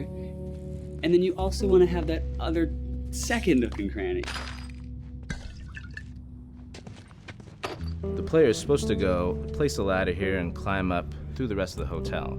But what they can also do is shimmy across this area, and I place a really cool upgrade kind of off the beaten path to reward players for exploring. So if they come all the way over here, they're gonna get this really cool training manual. It's a funny little bit of trivia. The HUD system, not the menus, not like when you hit start and stuff, but the actual HUD system where you see the reticles and stuff, was literally created for an E3 demo early in Uncharted 1, and that's been our HUD system, the foundation of our HUD system for the last 4 games. First time in Naughty Dog's history, we hired Alex. She's awesome, and she's got a really good understanding of UI and how it applies to games. The thing that I hate about any game's UI is when it pulls you out of the game for too long. No one wants to spend time in menus. Nobody loves UI, if we're being honest. Weapon slotting has probably gone through more iterations than any other system. The stuff that we finally ended up implementing, you press select, you get into this menu, then you D-pad left and right through the slots, and then D-pad up and down will change the weapon, and then you don't have to press X or anything, you just select out of it. When you're still, like Joel is here, that's fine, but then as soon as you get into an actual situation, so I'm gonna go over here and cause some trouble. Okay, so here they come, oh god. All right, so now I'm out of ammo. Now I need to get back in that menu. I have to run away from them, get into the menu, get out of it. And it ends up feeling super clunky. Again, okay, I'm out of ammo again. Get out of here. I need to take out one of my other long guns. And now Bill's in trouble. Bill's in trouble over here.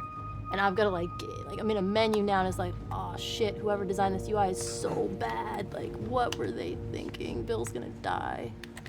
In theory, it worked, but then in practice, it felt a little clunky. We wanted it to be the absolute minimum amount of button presses. You don't say to yourself, oh, I'm never gonna be able to do this in time, so I'm just going to give up. I'll die, I'll restart, let me try again. You want to always make the player feel that there is a way to survive. They can just do this fast enough. And what's gonna go in now, if you just left, right, D-pad through this stuff, you swap out your guns, between long gun and short gun. If you're now on this gun and you were to hold X to pick your gun. So it all happens within the same system that you're using to slot the weapons. The first iteration that I did on that one was awful. It just took way too long to get in. It was just a mess. QA was so upset at me all the time. I'm sure they hate me now because of that system.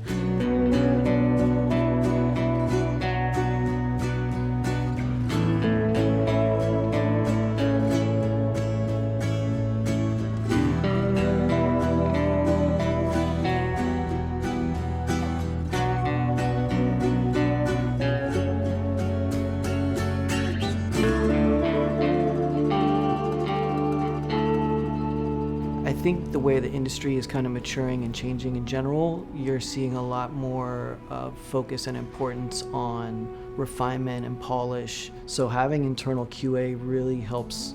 The industry is kind of changing from QA being this like tighten up the graphics on level 3 bro kind of vibe to like really being a more technical, mental, investigative job. On the publisher side, it's more reactive towards the code being delivered in a stable, controlled environment. Whereas on the developer side, especially at Naughty Dog, we are going beneath the art and the design. We're given enough weight where we can go up to somebody and be like, look, you have to fix this. Why? Come over, I'll show you. That kind of feedback, I would love to be able to say like, that was us, but it gets so diffused throughout the iteration process that you're just kind of like adding your, I guess like genes into the gene pool and then just seeing what happens, you know what I mean?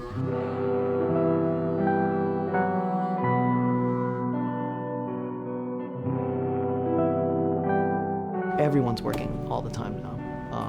But like I tell people, like 7 weeks and then you can have tons of time off, enjoy the sun, you know? But for now, it's like, this is it for everybody.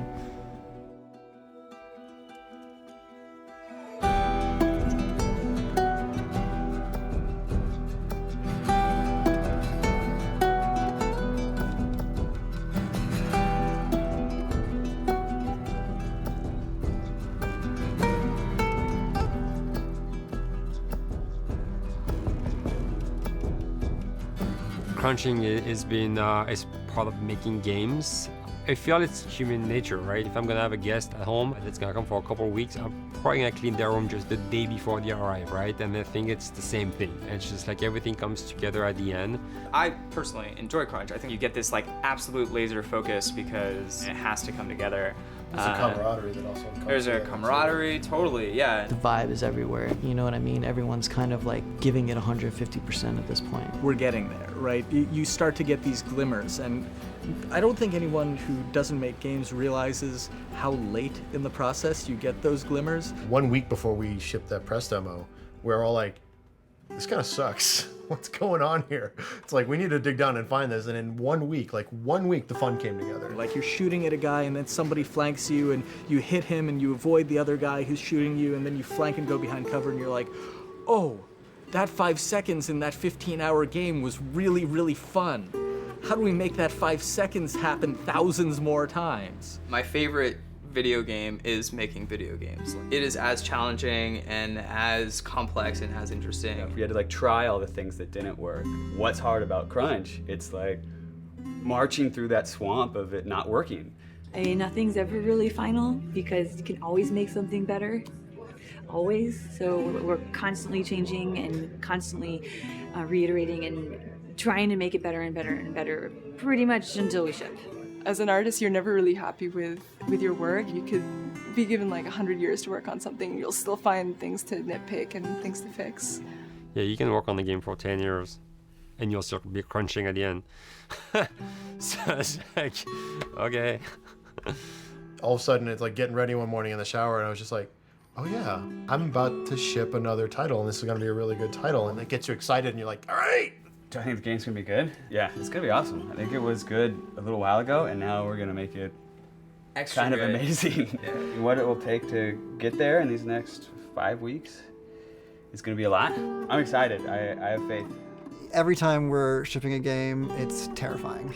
You just hope for the best. You don't know, right? I mean, people have different opinions. We have to go with our guts, and I trust the team just to pull it off. This, hands down, is the hardest, most challenging thing I've ever done. We sweat a lot, and we worked a lot, and we all went home tired, you know? But I think that's you're gonna see that on the screen. I think that's gonna pay off. Ellie? Ellie? What? The ladder. Come on. Right. After David, Ellie's visibly distant. You could have done a cutscene to show, hey, you're being very distant, and she's not responding, but to also do that in gameplay to where it's something that you've done just countless times throughout the game with, me boost you up here, get the ladder, bring it down so we can do this systemic thing. And the character responds with that, and you have to actually go over to her and go, hey, come on, the ladder, we've done this, let's do this. It's a subtle choice. Like Bruce and I talked in the beginning, is like we have these mechanics, how can we exploit them in a narrative sense? And that's one of those opportunities. I just think it's incredible that happens in-game. It's not a cinematic, you know, it's something that adds weight to that controller when they're playing. Wow, so good! Let's go eat. Let's go eat.